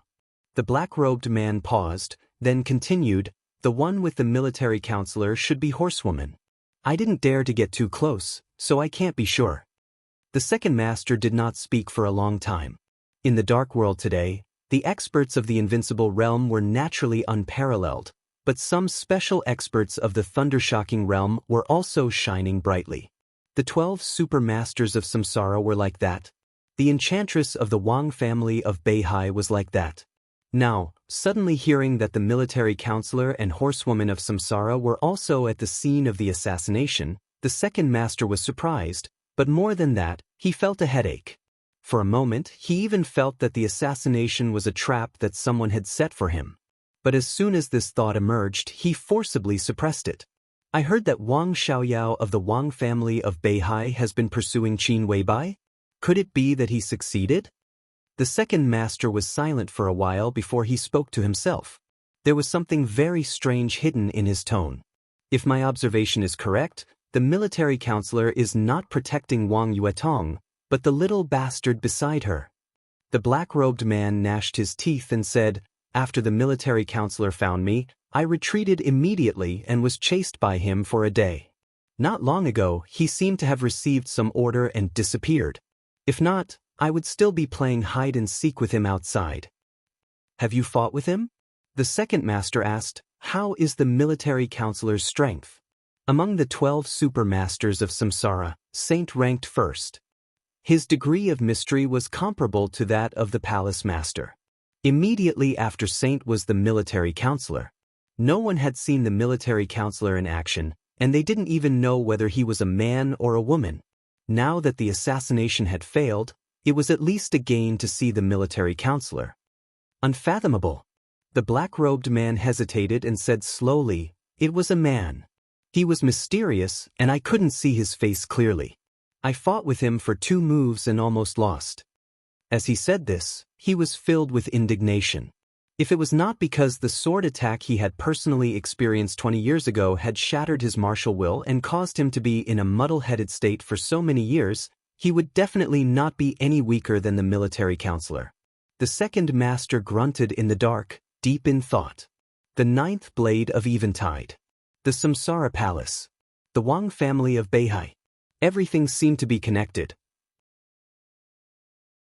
The second master didn't understand what was going on, but it didn't matter. What mattered was that he seemed to have found a more suitable entry point than Wang Yuetong. "Second master, let me kill him." The black-robed man's ferocious voice sounded again. He knew his current situation. In terms of martial arts, this was almost a standard inner demon. 20 years ago, the 9th swordsman had shattered his martial will and shattered all of his confidence. After struggling for so many years, he had finally managed to regain his footing. In the end, he saw the 9th swordsman again today. Although it was immature, it still contained boundless sword will. This sword would forever be an obstacle in his heart. Only by killing that guy would his state of mind be more peaceful, and he might even advance his martial arts. "Is it really the 9th blade?" The second master suddenly asked. If it's really the 9th blade, it means that the young man is the current inheritor of Zhuanyuantai of Kunlun. That's strange. I heard that Li Honghe had a granddaughter, but she was killed not long after she was born. He should have no descendants. What's wrong with this young man? Is he an outsider? Is Li Honghe really willing to teach such an important unique technique to an outsider? If the Li family really has an inheritor, then how did the Li family get involved with the Samsara Palace? The 2 supermasters are secretly protecting him. It seems that this young man is also very important to the Samsara Palace. Second master. The black-robed man interrupted the second master's monologue and said anxiously, "I'll do it cleanly. I won't do it unless I'm absolutely sure. Let me kill him." "Kill him?" The second master asked in reply and said softly, "It shouldn't be difficult for you to kill a young man, but how are you going to deal with the supermaster of Samsara beside him? You seem to be no match for him, be it military counselor or horsewoman. You can't let me do it myself, can you? Since he can be with Wang Yuetong, he must be a freshman of the Sky Academy. Are you going to sneak into the Sky Academy? How long can you hold on under Zhuang Huayang's attack? Oh, I forgot that there is Yu Donglai in Huading. He is also an old subordinate of Li Honghe. It seems that it doesn't take much effort for Yu Donglai to kill you. Kill him? How are you going to kill him? Please help me, second master." The black-robed man suddenly got up and knelt heavily on the ground. In the darkness, his body trembled violently. His forehead touched the carpet hard and he said again, "Please help me, second master." "When will Gu Qianxuan come to Huading?" The second master asked casually, not knowing if he had seen the black-robed man kneeling on the ground. Gu Qianxuan, the first elder of Kunlun City and the second invincible realm expert of Kunlun City. Gu Xingyun, the governor of Kunlun City and known as the god of war of Zhongzhou State, had spent most of his time in the special warfare system of Zhongzhou State in recent years. The affairs in Kunlun City were basically handled by Gu Qianxuan.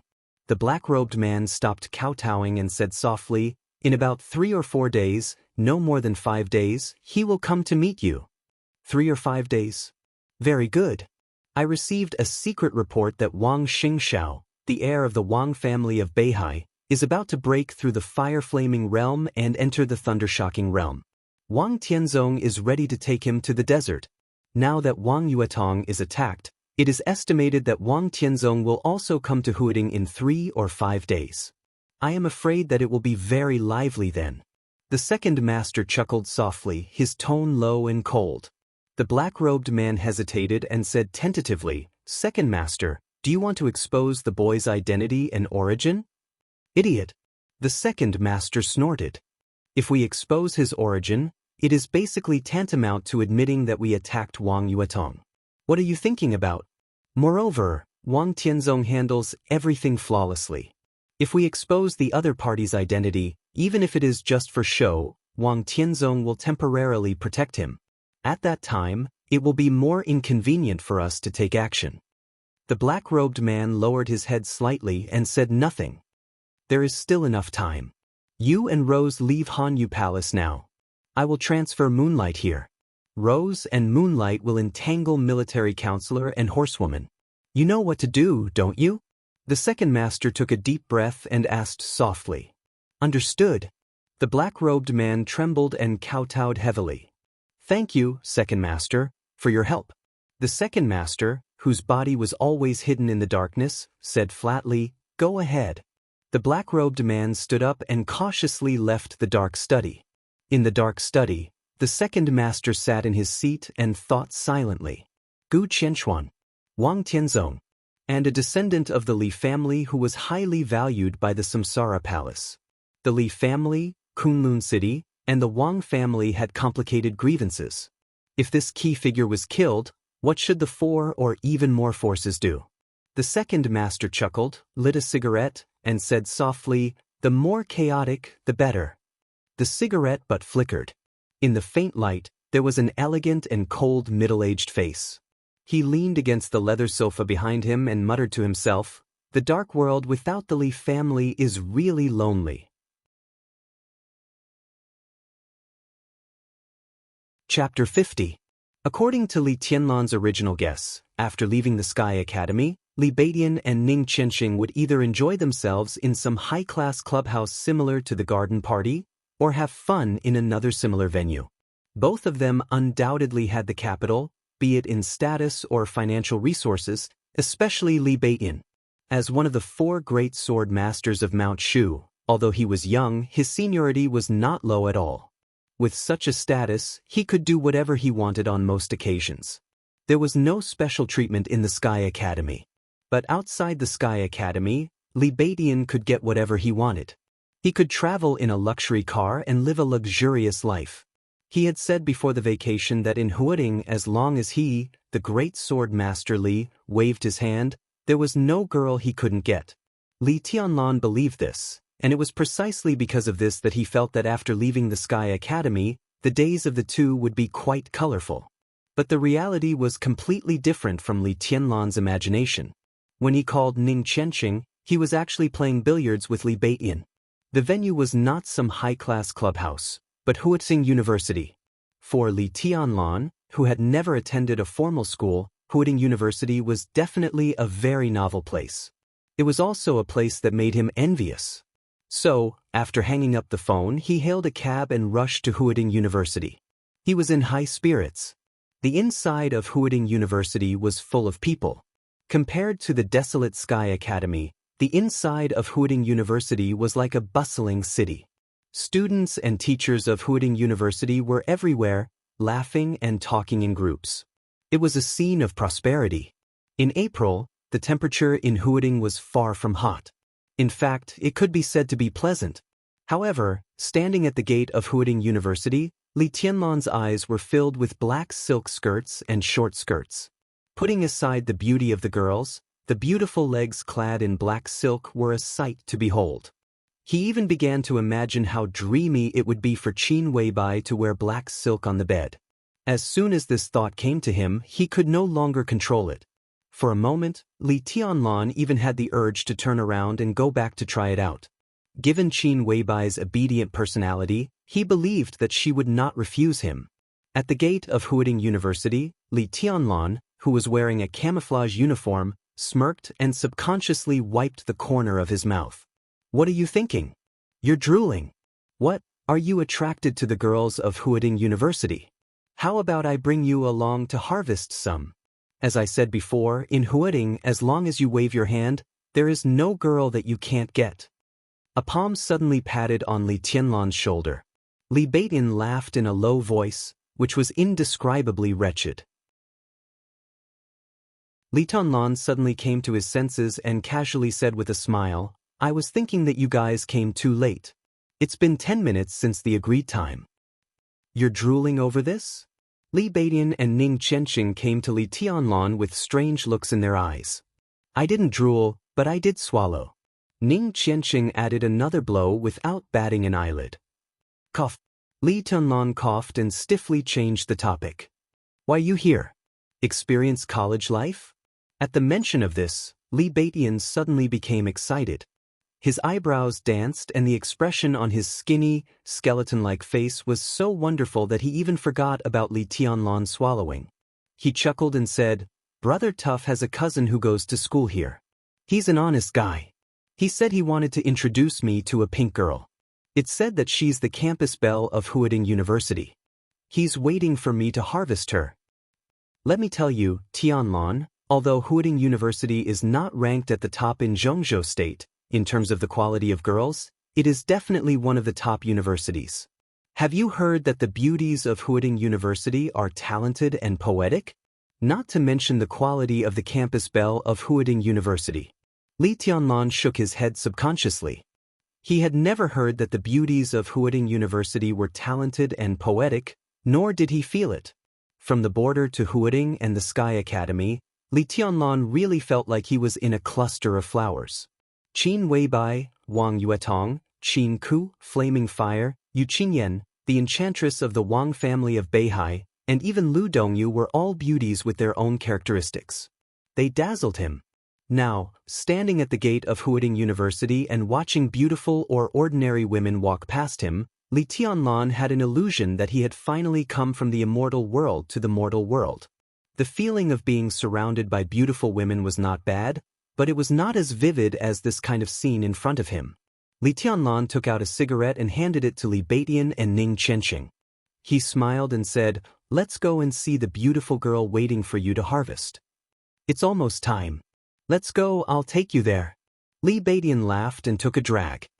He looked at the cigarette in his hand and said, "This cigarette is good. I've seen my senior brother smoke it. It's a specialty of the Wang family of Beihai. Yuetong gave it to you, right?" "No." Li Tianlan's smile froze slightly.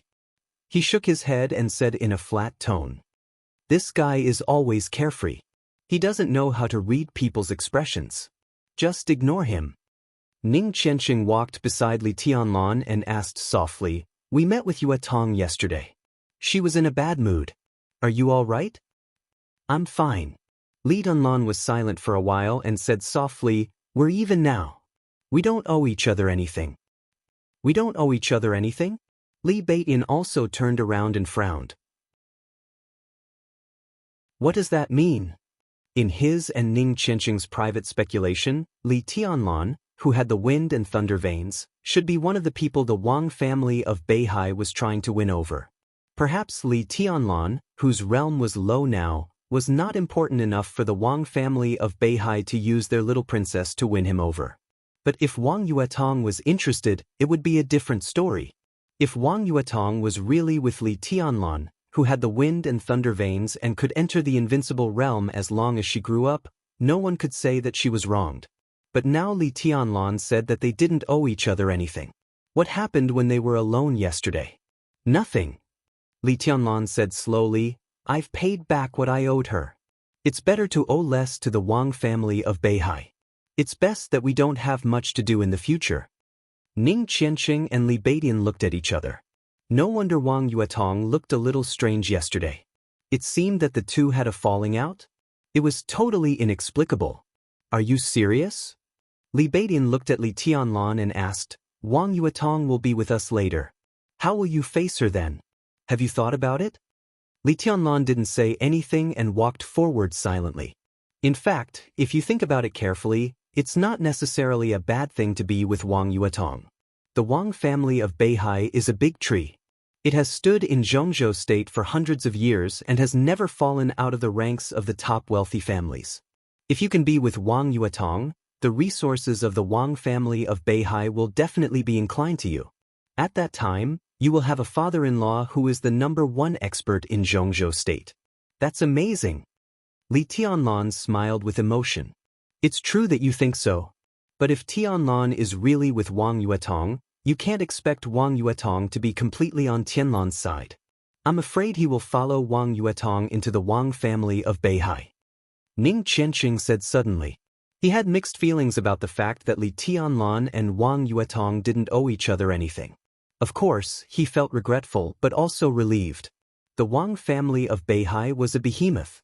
Just thinking about it made people feel suffocated. A genius like Li Tianlan was indeed worthy of being roped in by them. But it wouldn't take much effort for such a wealthy family to swallow a genius whole. At least for now, it was not a bad thing for Li Tianlan to keep a distance from the Wang family of Beihai. They both have the wind and thunder veins. Li Beidian suddenly said after a moment of silence. Li Tianlan frowned slightly but didn't say anything. The three of them fell silent at the same time. If they continued to talk about Li Beidian, it would be a little heart-wrenching. Wang Tianzong of the Wang family of Beihai is the #1 expert in Zhongzhou State. What about Dongqing Huangtu? How does he compare to Wang Tianzong? Li Tianlan took a drag on his cigarette and asked all of a sudden. Ning Qianqing and Li Beidian asked at the same time. Dongqing Huangtu? Li Tianlan's tone was slightly heavier. When he said the name, there was a subtle feeling in his heart. It was the first time he heard the name from Qin Weibai's ears yesterday. But from Qin Weibai's tone, Li Tianlan felt more than just her terrifying combat strength that could be said to be invincible in the world. At that time, he could hear the pain and desolation in Qin Weibai's tone. That kind of emotion could not be concealed at all. Li Tianlan wouldn't be jealous of a dead person. Moreover, it was on the sofa last night that he took away Qin Weibai's most precious thing. But he didn't mind knowing more about the dead heavenly son. Therefore, when he mentioned the name Dongqing Huangtu, Li Tianlan deliberately looked at Ning Qianqing's expression. Dongqing Wudi, the commander of the Border Praetorian Corps, was the current patriarch of the Dongqing clan, and Ning Qianqing was his confidant. Therefore, he should know more about the Dongqing clan, which occupied the Zhongyuan province, than anyone else. Dongqing Huangtu? Ning Qianqing murmured and looked at Li Beidian. Then he asked with a blank face, "Who is Dongqing Huangtu? I've never heard of him." Li Beidian said straightforwardly, "Is there such a person in the Dongqing clan? You don't know Dongqing Huangtu?" Li Tianlan looked surprised. "There's no such person in the Dongqing clan. I'm sure of it." Ning Qianqing shook his head. His tone was calm, and he didn't seem to be lying at all. "I don't know much about the Dongqing clan. But Tianlan, are you confused? Comparing Dongqing Huangtu to Wang Tianzong? Who is Wang Tianzong? The #1 expert in Zhongzhou State, known as the Sword Emperor of Zhongzhou State. The Dongqing clan is indeed an outstanding family, but in terms of combat strength, they don't have a single invincible realm expert. How can they compare with Wang Tianzong?" Li Beidian looked at Li Tianlan strangely. "What did you hear about this person? The name is quite domineering." Li Tianlan remained silent. He believed that Qin Weibai wouldn't lie to him, and there was no need for her to lie to him. But now, Ning Qianqing and Li Beidian both said that they had never heard of this person. That could only mean that everything about this person had been deliberately erased. Why was that? Now, even the treason of his father, Li Kuangtu, could be brought up by Gu Yunxia. Why was the matter of Dongqing Huangtu hidden so deeply? Even Ning Qianqing and Li Beidian, the core members of the younger generation, didn't know about it. Moreover, Dongqing Huangtu couldn't have been dead for too long. According to Qin Weibai's age, when he was at his peak, Li Beidian and Ning Qianqing should have been at least adults or close to adulthood. With their status, how could they not know anything about Dongqing Huangtu? "I heard someone mention it casually. I don't know much about it," Li Tianlan said with a smile. He wanted to show them Dongqing Huangtu's battle record, but everything about this person seemed to have become a taboo in Zhongzhou State. In that case, it was better not to say it.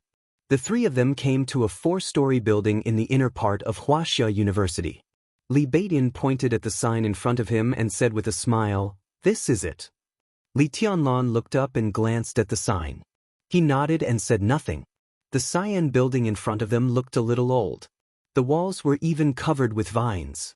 The building was surrounded by gall sycamore trees. Against the backdrop of the trees and vines, the place looked very quiet. Even the signboard of the Leisure Sports Club hanging in front of the building looked a little distant. The interior of the building was a different world. The 4 floors of the building were well organized. Basketball, table tennis, and badminton were all on the first floor. The second floor was a small but exquisite bowling court. The third floor was for billiards, which was also the most popular place in the club. The fourth floor was for regular fitness equipment and yoga rooms. Li Tianlan and the 2 of them went all the way up to the third floor. Li Tianlan, who would instinctively observe his surroundings no matter where he went, found that the entire third floor was quiet. The dozens of billiards tables were empty. There was only a young man who looked a little handsome, and he was wiping the cue stick in boredom. Business isn't good. Li Tianlan muttered to himself. Business is very good, but we've booked the whole place.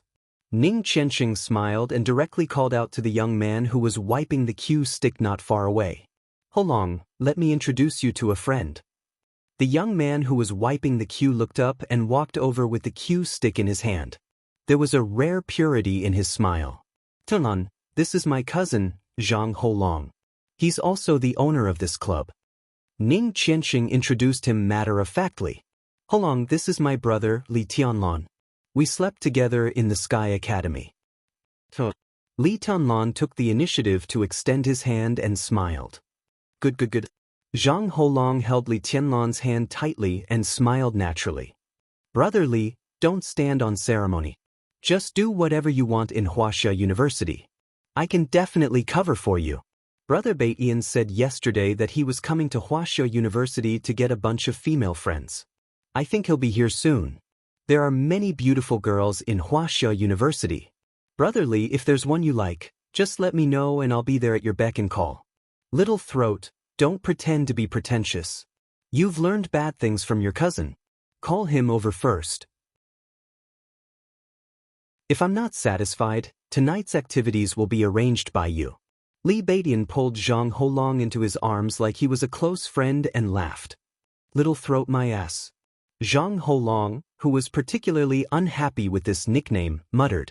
He looked at the time and said, You guys play first. I'll make a call and set up this time. I think he'll be here soon. Do whatever you want. Li Baidian waved his hand indifferently. He picked up a cue nearby and prepared to start the game. Tianlan, come play around with me. I won't. Li Tianlan said carelessly, I'm not interested either. You play with Qianxing, I'll watch. I say, you really need to get in touch with things that young people should get in touch with. Watch carefully, you'll play the next round. Li Baidian laughed. Before he finished speaking, an obedient and quiet voice suddenly sounded. Hong, why did you call me? Everyone present turned their heads almost at the same time. In their line of sight, a girl who looked to be 17 or 18 years old walked up the stairs. The girl was about 1.65 meters tall. She was a little petite, but extremely beautiful and exquisite. She walked up to them with light steps. Under her long eyelashes, her beautiful eyes blinked. She was as cute as the most expensive doll. And the most impressive thing about her was her voice. It was a delicate child's voice, which sounded very pleasing to the ear. A girl like this simply found the perfect balance between a Lolita and a young girl. She exuded a very strange charm from head to toe. It's poetic, very poetic. Li Baidian glanced at the girl and kept muttering to himself. Li Tianlan also glanced at her. He didn't see anything poetic in her. He just thought that the girl was indeed beautiful. She might not be as beautiful as Qin Weibai or Wang Yuetong, but in Wuxia University, she deserved to be the campus belle. Different from the short skirts and black stockings outside, the girl's jeans, canvas shoes, and cartoon sweater made her look very simple and refreshing. She stood there quietly, but she had a gentle and pleasant temperament. Was such a beautiful girl going to be harvested by Li Baidian? Li Tianlan shook his head. It was simply a waste of a good thing. Aha, Xinyan is here. I was just about to ask you when you would arrive. Zhang Holong, who was on the phone with his head down, looked up. An unnatural awkwardness flashed across his face. Li Baidian didn't notice it. He held the cue and was about to harvest the girl. Zhang Holong's body trembled slightly. He quickly stopped him and whispered with a smile, "My dear brother, don't rush. We don't know what's going on with this girl. I'll talk to her first. Make a handsome pose. I'm here, so don't worry." Li Beidian coughed dryly and nodded, pretending to be calm. He bent down and made a pose with a face full of concentration. "Xinyan, I have something to tell you. Let's talk somewhere else." Zhang Holong smiled awkwardly. He seemed to have a good relationship with the girl. He took her by the arm and walked to the other side. More than 10 meters away from them, Zhang Holong lowered his voice and said a few words. The girl named Xinyan turned her head and glanced at Li Beidian. She raised her eyebrows slightly. She looked like a very well-behaved girl, but as she raised her eyebrows, there was a sharp and awe-inspiring aura all over her body. But Li Beidian didn't notice it. He kept his pose with a face full of concentration. Zhang Holong said something again. "So?" The girl's delicate voice sounded. At the same time, she glanced at Li Beidian again. Li Beidian continued to focus. "So?" Zhang Holong's increasingly embarrassed voice sounded, and he immediately lowered it. Li Tianlan watched all this with interest. He always felt that things were not so simple. As a result, he saw the girl smile sweetly, like a blooming flower. Li Tianlan was slightly stunned. The next second, the girl grabbed the cue from Zhang Holong's hand and smashed it hard on Zhang Holong's head. She shouted, "Bastard Zhang Holong! I treat you as a friend. How dare you let your friend F***ck me? Do you have any humanity? Scum, bastard, despicable, nasty."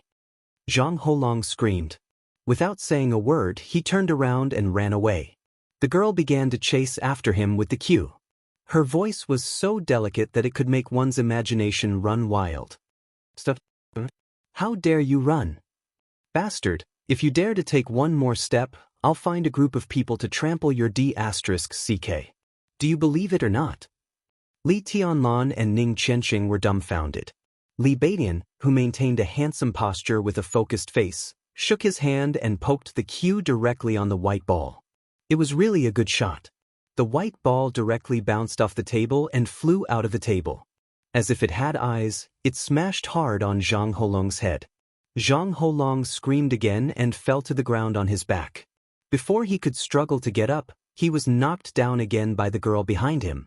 Zhang Holong, who had a bitter expression on his face, simply stopped struggling. He just hugged his head and curled up his body, screaming, "Li Beidian! Han Xinyan! F***ck. P.S. Student Zhang Holong's cameo can be taken away. Brothers who need cameos can join the new book group, 6705485567. I'll remember every cameo and make an appearance at the right time."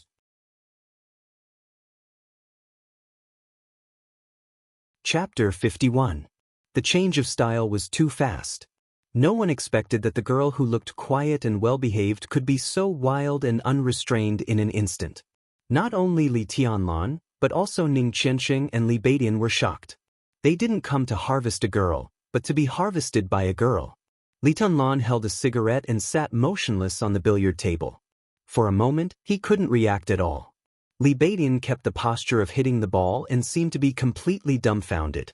Han Xinyan, who looked well-behaved and quiet but was actually quite like a wild girlfriend, seemed to be still angry.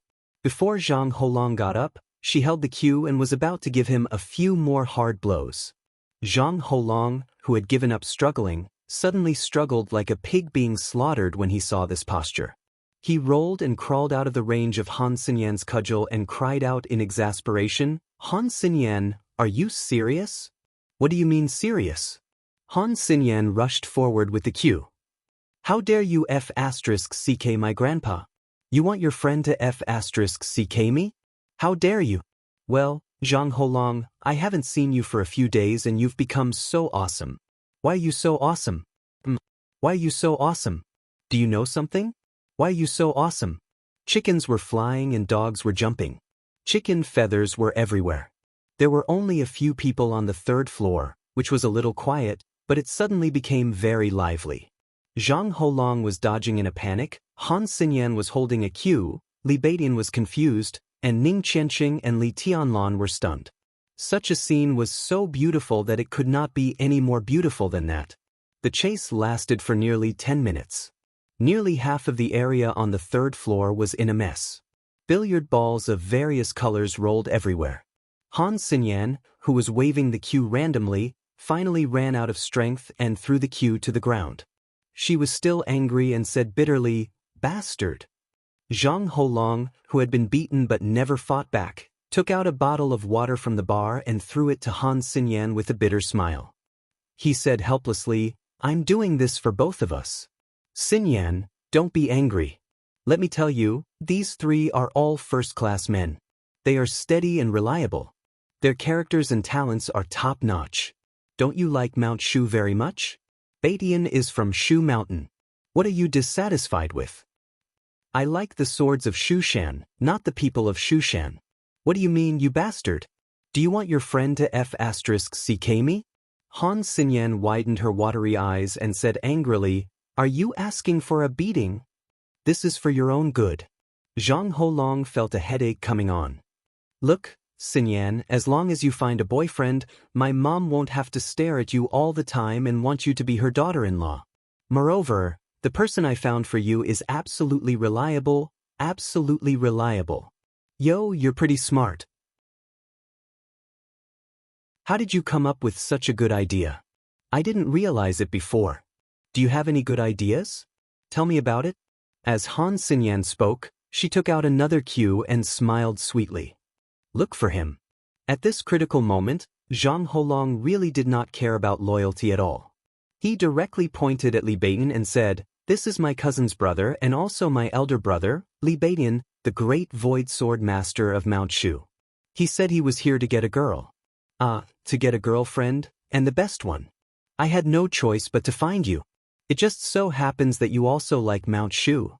Li Beidian shivered all over. Before he could scold Zhang Holong for being immoral, Han Xinyan had rushed over with the cue in her hand. "You want to get a girl, right? Great void sword master, right? Come on, I'm right here. You can get a girl." Li Beidian's reaction was exactly the same as Zhang Holong's. He covered his head and fled like a rat, howling, "That guy didn't say it was you. I was tricked. Damn, little throat dares to trick me. Wait and see." Li Tianlan subconsciously lit another cigarette. Looking at the farce in front of him, he said helplessly, "Beidian knows her? I haven't seen her, but I should have heard of her." Ning Qianxing smiled and sat down beside Li Tianlan. He watched the scene in front of him with relish. He raised his chin and nodded at Han Xinyan, whispering, "Her father is Han Donglu." "Who is Han Donglu?" Li Tianlan looked curious. He knew Zhang Holong, but he had never heard of Han Donglu and Han Xinyan.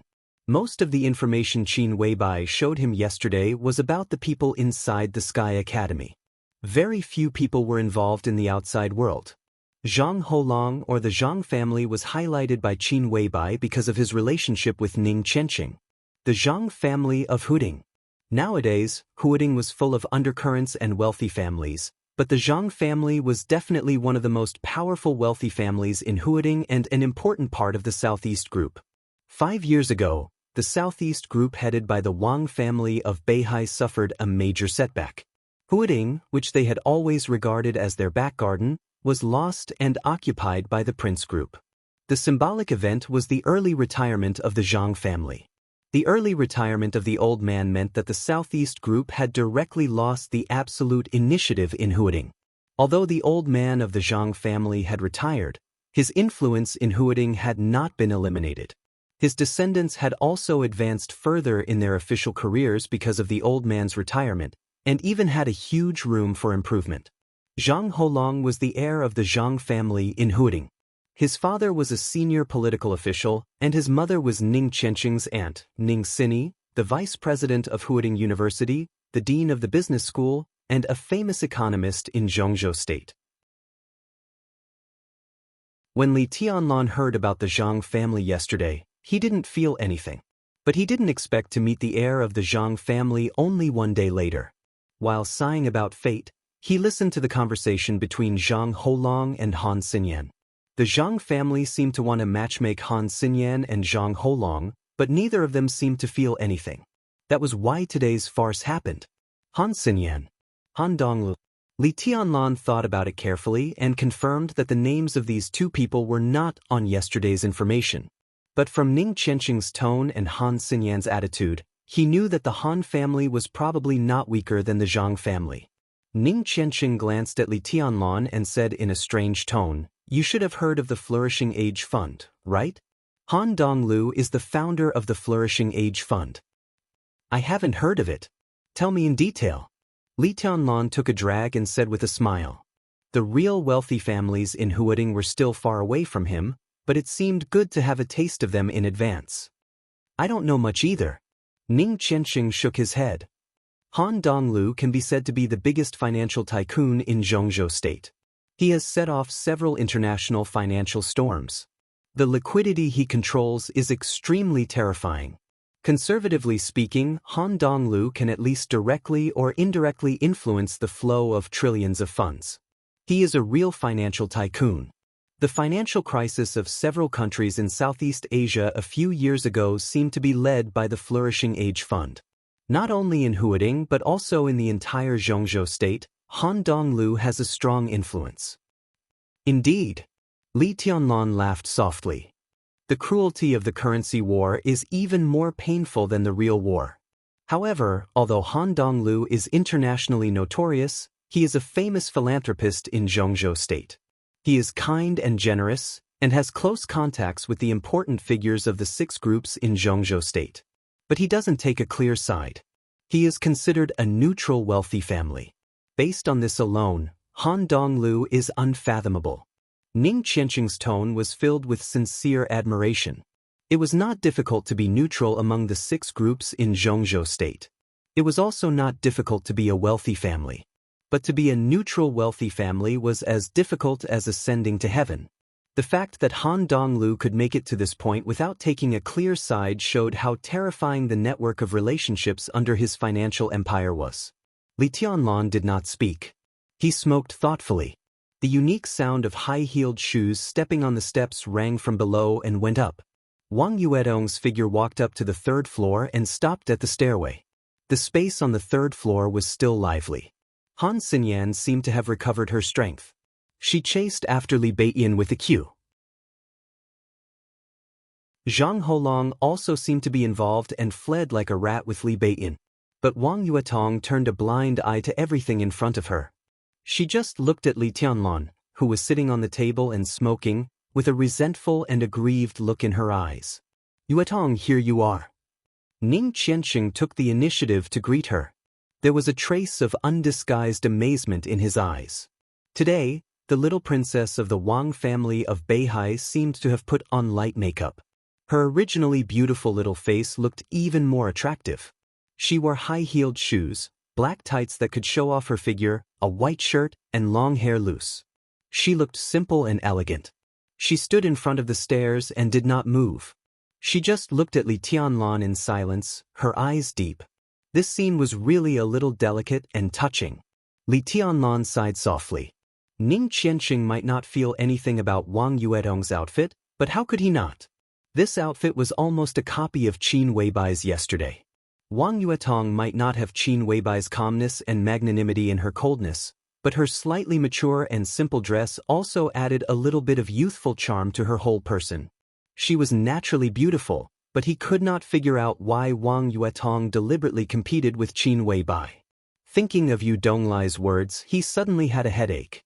Did I really overreach myself? He really did not mean to play hard to get. In this situation, Li Tianlan, a virgin who had just lost his virginity last night, really had no way to deal with it. "I'll go and mediate." Ning Qianqing was not stupid. He naturally felt the subtle atmosphere between Li Tianlan and Wang Yuetong. He coughed, turned around, and directly slipped away. Li Tianlan sat quietly where he was and smoked, without saying a word. Wang Yuetong looked at him for a while and bit her lip. But she still walked up to him and said softly, "Senior brother." Li Tianlan glanced at her and nodded, but did not know what to say. The relationship between the two seemed to be a little awkward. How's your injury?" Wang Yuetong said softly, I brought a few kinds of medicine and some medicinal materials. They are in the car. I'll give them to you later. No need. Li Tianlan shook his head and looked at Wang Yuetong. He deliberately said in a more polite tone, My injury has healed, thank you. Wang Yuetong wrinkled her nose, and her eyes became more and more resentful. Her voice trembled slightly, as if she was trying hard to suppress her inner emotions.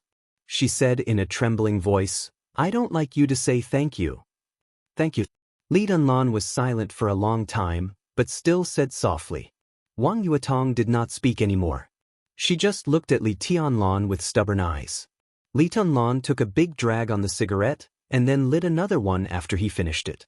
It was hard to describe his feelings in this kind of resentful and stubborn eyes. He really wanted to tell Wang Yuetong his identity.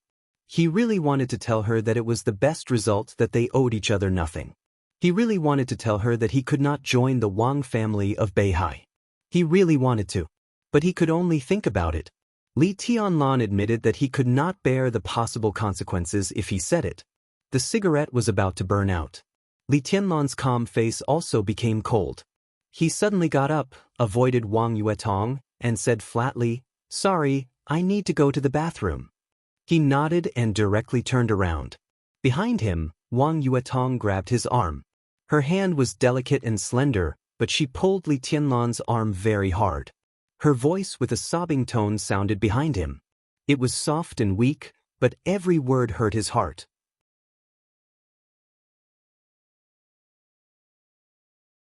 Chapter 52. In fact, Li Tianlan didn't understand at all. It didn't matter whether he was playing hard to get or not. As the little princess of the Wang family of Beihai, Wang Yuetong had never been treated like this in her 20 years of life. That was the most important thing. She really appreciated the man who seemed to be full of mysteries. The man who looked quiet but had the wind and thunder veins and the aura of a heavenly sun. The man who never seemed to be arrogant or rash and would stand in front of her when she was in danger and fight desperately. The man who seemed to do everything directly and indifferently, even if it was to cut off the relationship between them. Wang Yuetong didn't know what was going on. It seemed that she just met with second uncle. Why did everything become like this? Just because of Qin Weibai? Wang Yuetong didn't believe it. Because if it was Qin Weibai, Li Tianlan's relationship with second uncle would at most be a little stiff, but he wouldn't break up with her. She didn't understand why Li Tianlan treated her like this, and she didn't want to accept the statement that Li Tianlan fought desperately for her just to return her favor. After lunch at Yu's, Wang Yuetong was in a trance for most of the day yesterday. Her mind was full of Li Tianlan's determination and straightforwardness when he turned around, the coldness and alienation in his calm expression, the madness and overbearingness when he held the sword and raised the burning fire, and the tenderness and passion when he looked at Qin Weibai. All kinds of Li Tianlan repeatedly appeared in her mind, but as he turned around on the road, all of them seemed to have nothing to do with her.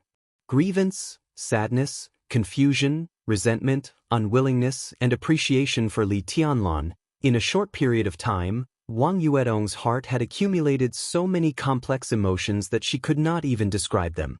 With such complex feelings gathered together, she even had the idea of snatching Li Tianlan away from Qin Weibai at all costs. Wang Yuetong knew that her state was not right. She was the little princess of the Wang family of Beihai. She should be proud, reserved, and indifferent to the pursuit of a large number of young talents. But self-hypnosis over and over again couldn't change her inner thoughts at all. Especially after seeing Li Tianlan, her intuition kept telling her that she should go crazy for once. At least, she couldn't break up with this man so inexplicably. So at the moment when Li Tianlan was about to get up and leave with a distant face, Wang Yuetong took the initiative to reach out and grab his arm. Her voice was trembling so much that it sounded a little shrill. Her tone contained a trace of grievance and bitterness that made people's hearts tremble. The entire third floor seemed to have quietened down. Li Beidian and Zhang Holong stopped running. Han Xinyan gave up chasing him. Ning Qianqing, who was still a distance away from the battlefield, also stopped and turned around. In their eyes, Wang Yuetong was holding Li Tianlan's arm with both hands, looking like a pitiful little girl who had just quarreled with her boyfriend but didn't want him to leave. She looked so pitiful. Li Tianlan stood there stiffly, silent. They were dumbfounded. Everyone who saw this scene couldn't react in time. The pitiful girl in front of him was the little princess of the top aristocratic family in Zhongzhou State. What was going on? What the hell happened yesterday? Li Baidian looked at all this with dull eyes and murmured to himself. This was AF** king harvest of the highest quality. How many people had seen the little princess of the Wang family of Beihai like this? How the F***ck did she do it? Who is this person? Han Xinyan asked, holding the queue tightly. Of course, she wasn't asking about Wang Yuetong. Although the Han family in Huading was a new aristocratic family, the Flourishing Age Fund was extremely powerful. A few years ago, when the Flourishing Age Fund shorted the Japanese yen, it took the lead and all the major genes in the world followed. In just a few months, trillions of capital poured into the financial market of East Island State. The financial order of the entire East Island State was almost completely broken. While the Flourishing Age Fund made a lot of money, several countries in Southeast Asia were trembling with fear and even couldn't sleep at night.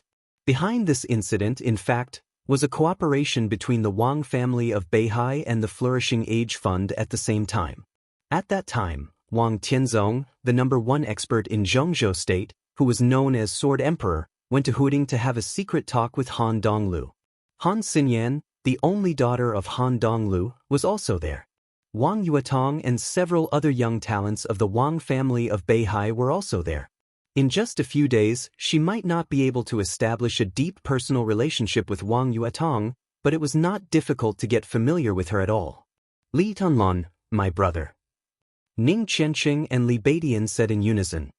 He's also my brother. Zhang Holong followed and said weakly. Even your reaction is half a beat slower than others. You're so stupid. Han Xinyan wrinkled her delicate little nose and snorted. Zhang Holong smiled bitterly and continued to watch the show. Even though his grandfather had retired, he was still an important figure in the Southeast group. Therefore, compared with Han Xinyan, his relationship with Wang Yuetong was obviously much deeper. The two could even be said to be real friends, the kind that was related to each other as cousins. In the past, Zhang Holong had seen Wang Yuetong's cold, arrogant and reserved appearance. Now that he saw the pitiful little princess of the Wang family of Beihai, he only felt that it was an eye-opener. He even wanted to go to the merchandise area to get 2 bags of melon seeds to eat while watching the show. But when he thought of the consequences of being discovered by Wang Yuetong, he thought about it and finally did not move. But in fact, Wang Yuetong did not look at him at all. At this moment, in the vast space on the 3rd floor, Wang Yuetong only had eyes for Li Tianlan. Before Li Tianlan's answer and explanation, she clenched her fists again and called out aggrievedly, "Senior brother." Li Tianlan did not move. Wang Yuetong bit her lip and let go of her hand. She walked quickly to Li Tianlan and said, "Look at me." Li Tianlan looked at her quietly. In his sight, there was indeed a flawless and delicate face. Her eyes were crystal clear, and Li Tianlan could still see his own shadow in her eyes. It was so clear, but it seemed so far away. Li Tianlan suddenly smiled and whispered, "I have a girlfriend. You saw her yesterday, right?" "I'm not going to be your girlfriend." Wang Yuetong bit her lip and said, "Senior brother, can't we even be good friends? Why are you doing this to me? What did I do wrong?" Not to be a girlfriend, but to be a good friend. This sentence was really an invincible position. Li Tianlan did not know Wang Yuetong's psychological state. At this moment, perhaps even Wang Yuetong herself did not know what she was thinking, let alone Li Tianlan, who did not know Wang Yuetong's psychological state. They had not been together for a long time, but they had gone through life and death together. It was not an exaggeration to repay him for saving her life. When a woman fell in love with a man, even if it was not love at first sight, a moment of affection was enough to be unforgettable. Yesterday, in the sky full of fire and broken ice, Wang Yuetong did have an affection, but she was not sure what it meant. Good friends. When such a position came out of her mouth, she suddenly felt a lot more relaxed. Good friends. There were too many possibilities in such a position. She did not want to and did not intend to think about the future. Now she just wanted to know what was happening in front of her.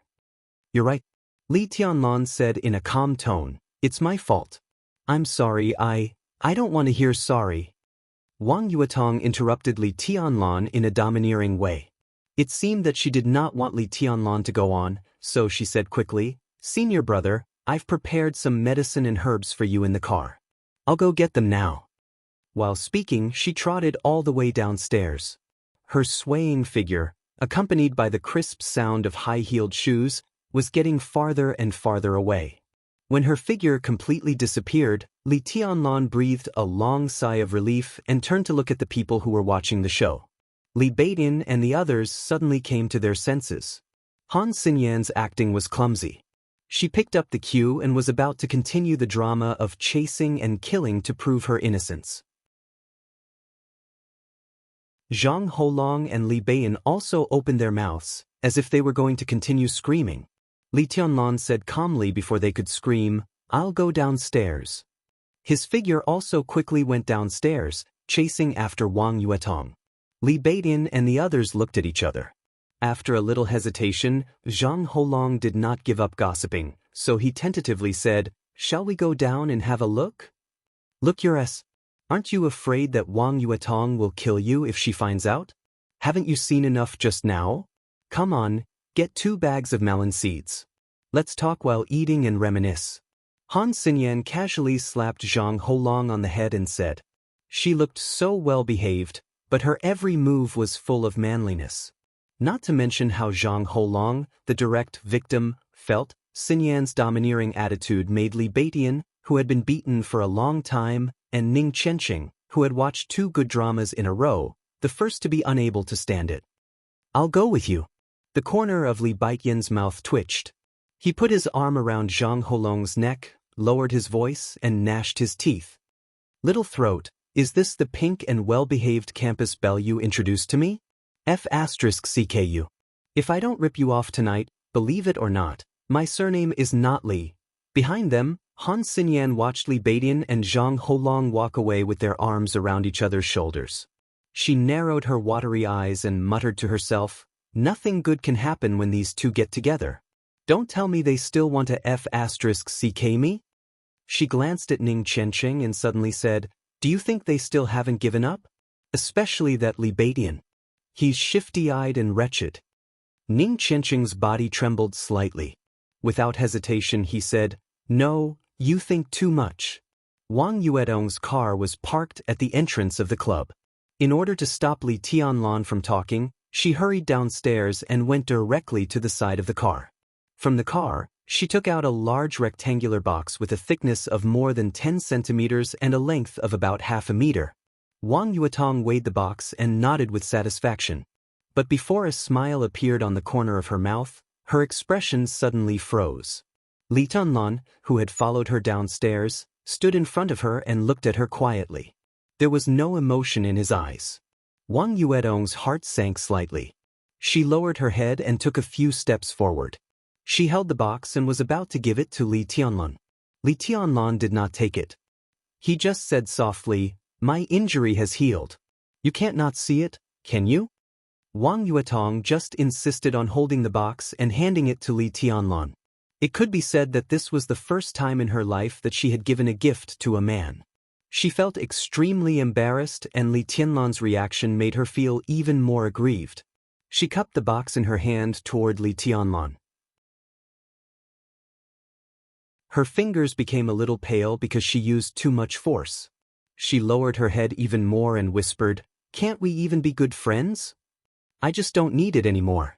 Li Tianlan shook his head and did not know what to say. You do need it. There are many healing medicines and things that can temporarily improve your combat effectiveness. You can use them all. Bring them back to the Sky Academy and they can help you build up enough credits faster. Wang Yuetong looked up at Li Tianlan and said with the box in her arms, This is the limit of what I can collect. But in 2 days my father and my brother will also come to Huding. At that time, I will ask them for some more and give them to you, okay? Your father and your brother are coming to Huading? Li Tianlan was a little surprised. One was the #1 expert in Zhongzhou State, the Sword Emperor of Zhongzhou State. The other was the young heavenly son in everyone's eyes. Wang Tianzong, Wang Xianxia. At the thought of these two people, Li Tianlan had mixed feelings. My brother is about to break through the fire-flaming realm and enter the thunder-shocking realm. My father said that he would take him to the desert in Beijiang and then come to Huading. Wang Yuetong said honestly. She hesitated a little and whispered, "And my father wants to see you." Li Tianlan only felt that his hair all over his body was standing on end. Wang Tianzong wants to see me? What the hell? This was almost the last thing he wanted to see now. He took a deep breath and said calmly, "His Highness Sword Emperor is busy every day. It's a waste of time to see me. I'm just a nobody. It's better not to see me." He nodded to Wang Yuetong.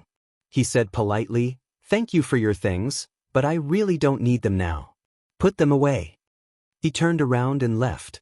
Li Tianlan took a deep breath and went straight to the door of the club. "Li Tianlan."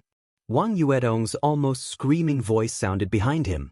The sun was shining brightly. Under the mottled shadows of the trees, the girl's voice was helpless and sad. Her emotions seemed to be completely out of control, and her face was covered with tears. She held the box in one hand and wiped her tears with the other. She sobbed softly and said, "Do I make you hate me so much? Why do you want to be even with me? I just want you to owe me. You saved me yesterday, but it doesn't count. If you treat me like this, I'd rather die. It doesn't count. Do you hear me? You still owe me. I'll make you owe me for the rest of your life." Li Tianlan stopped walking up the steps. He didn't look back but said in a cold tone, "Then I owe you."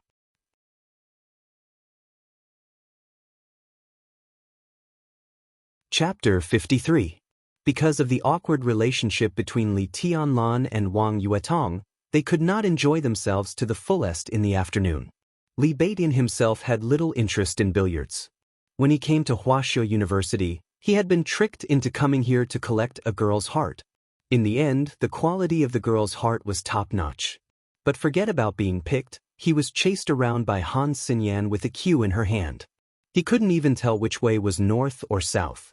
After learning about Han Xinyan's identity, Li Beidian completely gave up on the idea of harvesting her. In his own words, it was better to find a girl with a simple background to pick up a girl's girlfriend. This was especially true when it came to dating.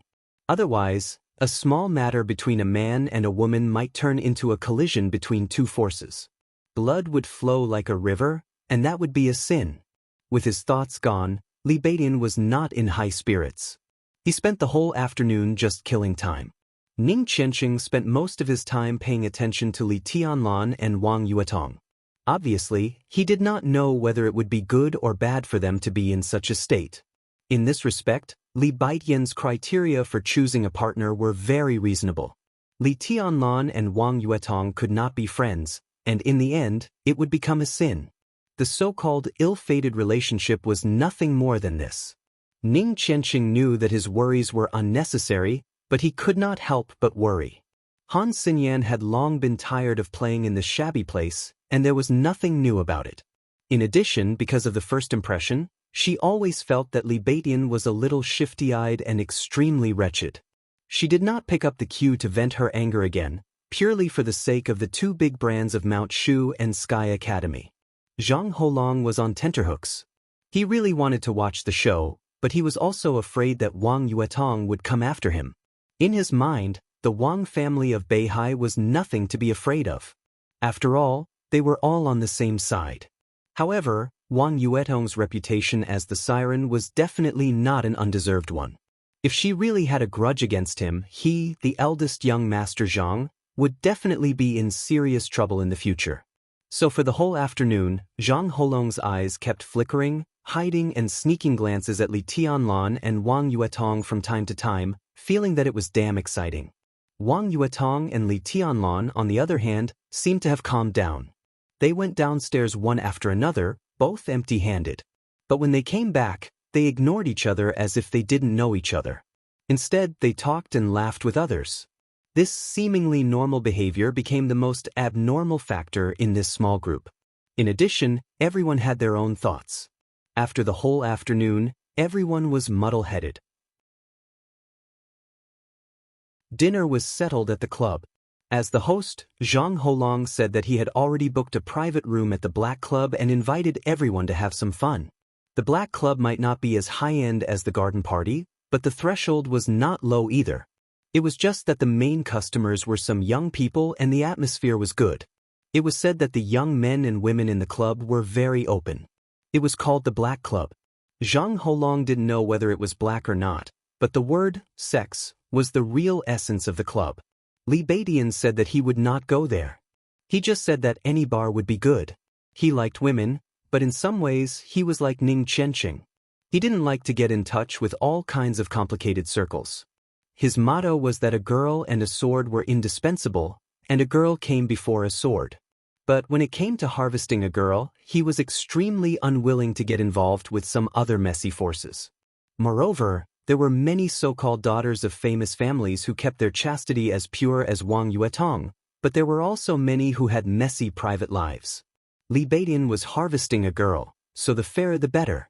If he met a girl who was reserved on the surface and acted like a girl who was inlaid with gold and jade on the surface, but turned out to be a skilled veteran in bed, it would be really difficult to decide whether to have sex with her or not.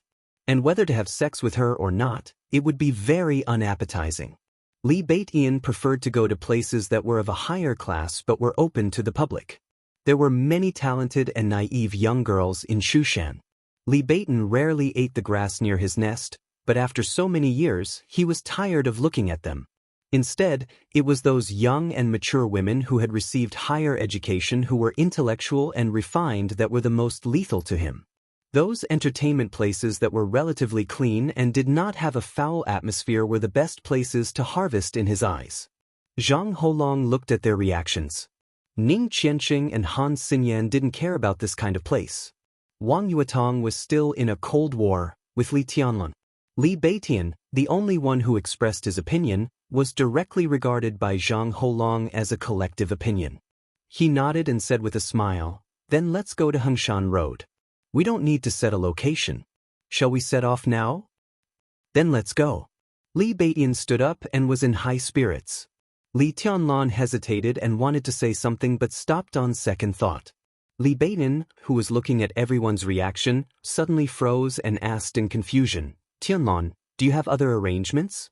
"No, I'm free today," Li Tianlan said with a smile. He really planned to go home. How could he sit still when he thought that there was a beautiful woman waiting for him at home? Maybe when he went back, he could have a deep experience of Qin Weibai in a short skirt and black stockings. How could he sit still? Hengshan Road and Henghu Road were all floating clouds in his eyes. However, this was their first group action after the Sky Academy's holiday. No matter how anxious he was, it was not appropriate for him to leave now. It was good to follow the good advice and have some fun. Wang Yuetong, who deliberately sat next to Li Tianlan during the meal but didn't talk to him, stood up in silence and followed Li Tianlan downstairs. There were 6 people in the small group, but they drove 3 cars. Han Xinyan's car was a bright red sports car with a very flamboyant shape. Li Tianlan didn't know what brand it was, but he knew it was not cheap just by looking at the shape. First Miss Han's obedience and gentleness were indeed just a facade. Perhaps savagery and queen style were hidden in her bones. She opened the door and sat in the car. She glanced at them and directly ordered, "Holong, get in my car and chat with me." "I'm driving."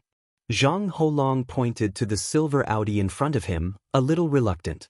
Han Xinyan didn't say anything and just sat in the car with a blank expression.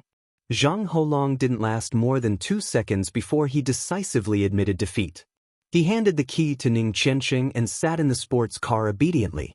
Feeling the low seat of the sports car, he felt a pain in the balls. "Tut-tut, you put an A7 on a good RS7. What do you mean? Little throat, you're just like your cousin. You're very pretentious." Li Beidian looked at the Audi in front of him and sighed. "It's none of my business. This guy deliberately put an A7 on it to make people disgusted.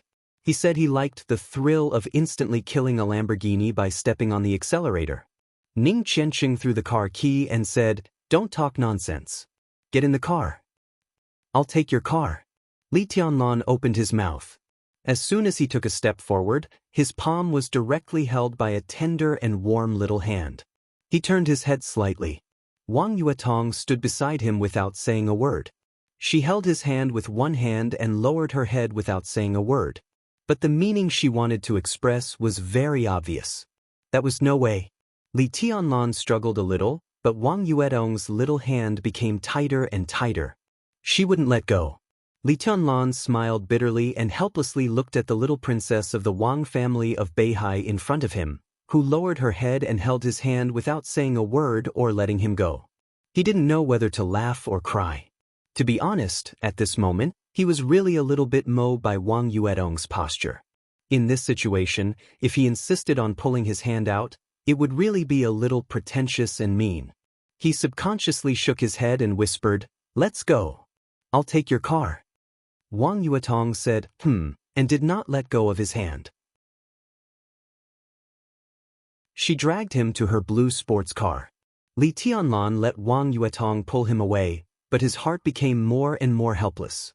He thought of what Wang Yuetong had told him in the afternoon.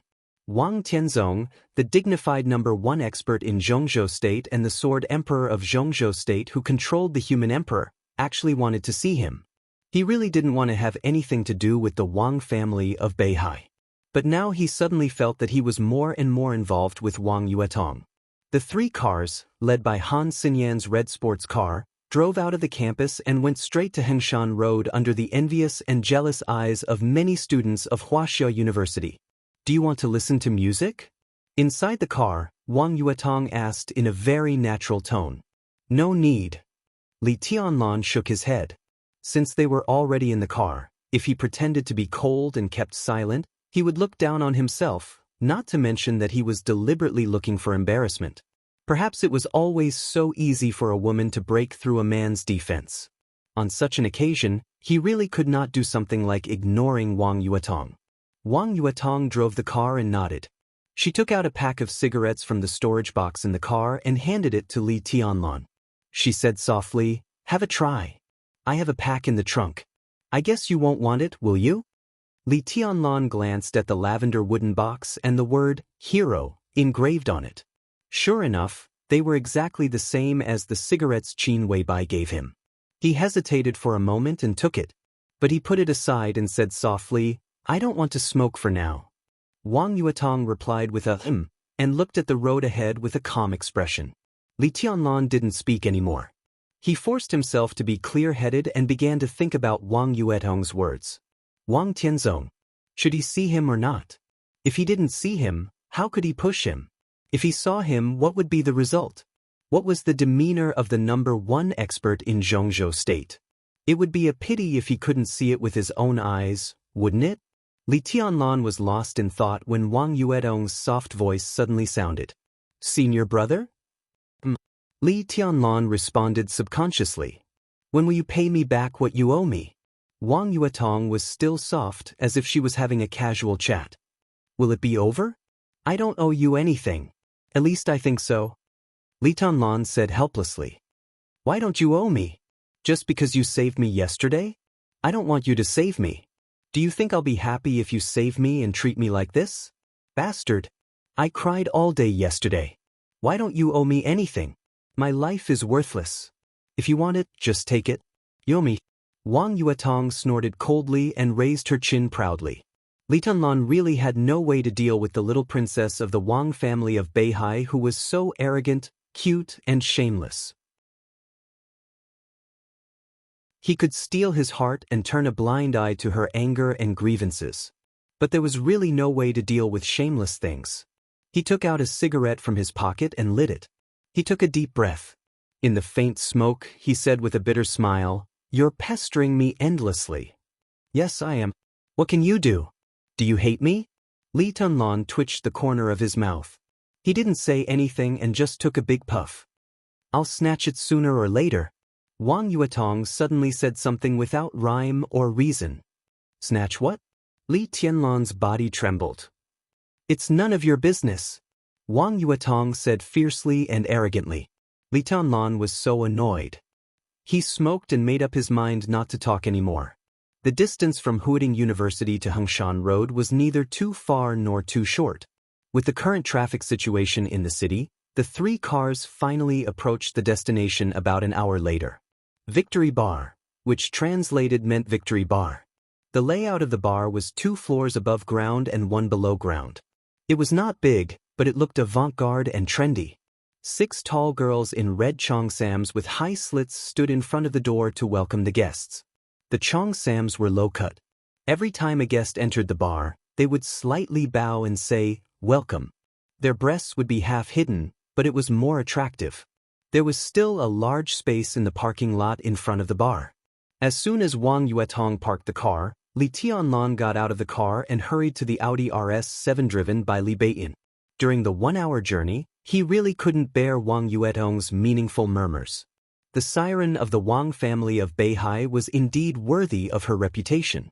Li Tianlan thought he was strong-willed and indestructible. But after an hour, he still sweated several times. When his feet touched the ground, he subconsciously breathed a long sigh of relief. In the car, Wang Yuetong looked at Li Tianlan's back as if she had found his weakness. Her beautiful mouth quietly curled up into an enchanting and proud smile. When Li Tianlan walked to the side of the Audi, Li Beiyin had already got out of the car. Standing in front of the door, he looked at the empty parking lot and frowned slightly. Zhang Holong, who also walked over, looked at Li Beitin's expression and seemed to know what he was thinking. He whispered with a smile, "Brother Beitin, this is one of the best bars in Huading. But it's not the right time. In half an hour at most, the parking lot here will be full. It's hard to find an empty space to park nearby. The pace here is more relaxed and more suitable for relaxation. When we have enough fun here, we'll go to Mason's. It's not far from here. In your words, Brother Beitin, as long as you're willing to wave your hand on Hengshan Road, there's no girl that can't be harvested. I come here often and it's my territory. Since I brought you here, I'll never let you down." Li Beitin laughed and said, "Then why are you still talking nonsense? Let's go and get more girls. Pink and tender ones. Tonight, I'll give them to your brother Teng. Li Beitin, go on if you want to die." Wang Yuetong, who was following Li Tianlan, narrowed her beautiful eyes and flashed with killing intent. Li Beitin paused and said with a straight face, "I'm wrong. I meant for your brother Qianxing to have a taste." A group of people walked into the bar laughing. Intentionally or unintentionally, Li Beitin and Ning Qianxing paused and fell behind Li Tianlan. Zhang Holong, who didn't communicate much with Li Tianlan in the afternoon, was stunned. He subconsciously looked at Han Xinyan and also stopped. Only Wang Yuetong looked at Li Tianlan with a clear conscience. She put her small hand in Li Tianlan's and walked beside him. Zhang Holong's pupils dilated slightly and he subconsciously glanced at Ning Qianxing. But he saw his cousin stare at him without batting an eyelid, and then followed them in. Passing through a corridor carved with various gorgeous paintings, they walked directly into the hall. The hall was large, but the dance floor and stage were exquisite. When it was full of people, the ambiguous atmosphere on the dance floor could only be experienced by the people involved. Li Tianlan was a country bumpkin, so he naturally couldn't see the style of the equipment in the bar. He only felt that the sound system was very textured, making people feel as if they were there and listening to it was very comfortable. Zhang Holong was completely like a fish in water on such an occasion. He pointed to a direction with a smile and said, "Himan, you go and sit down first.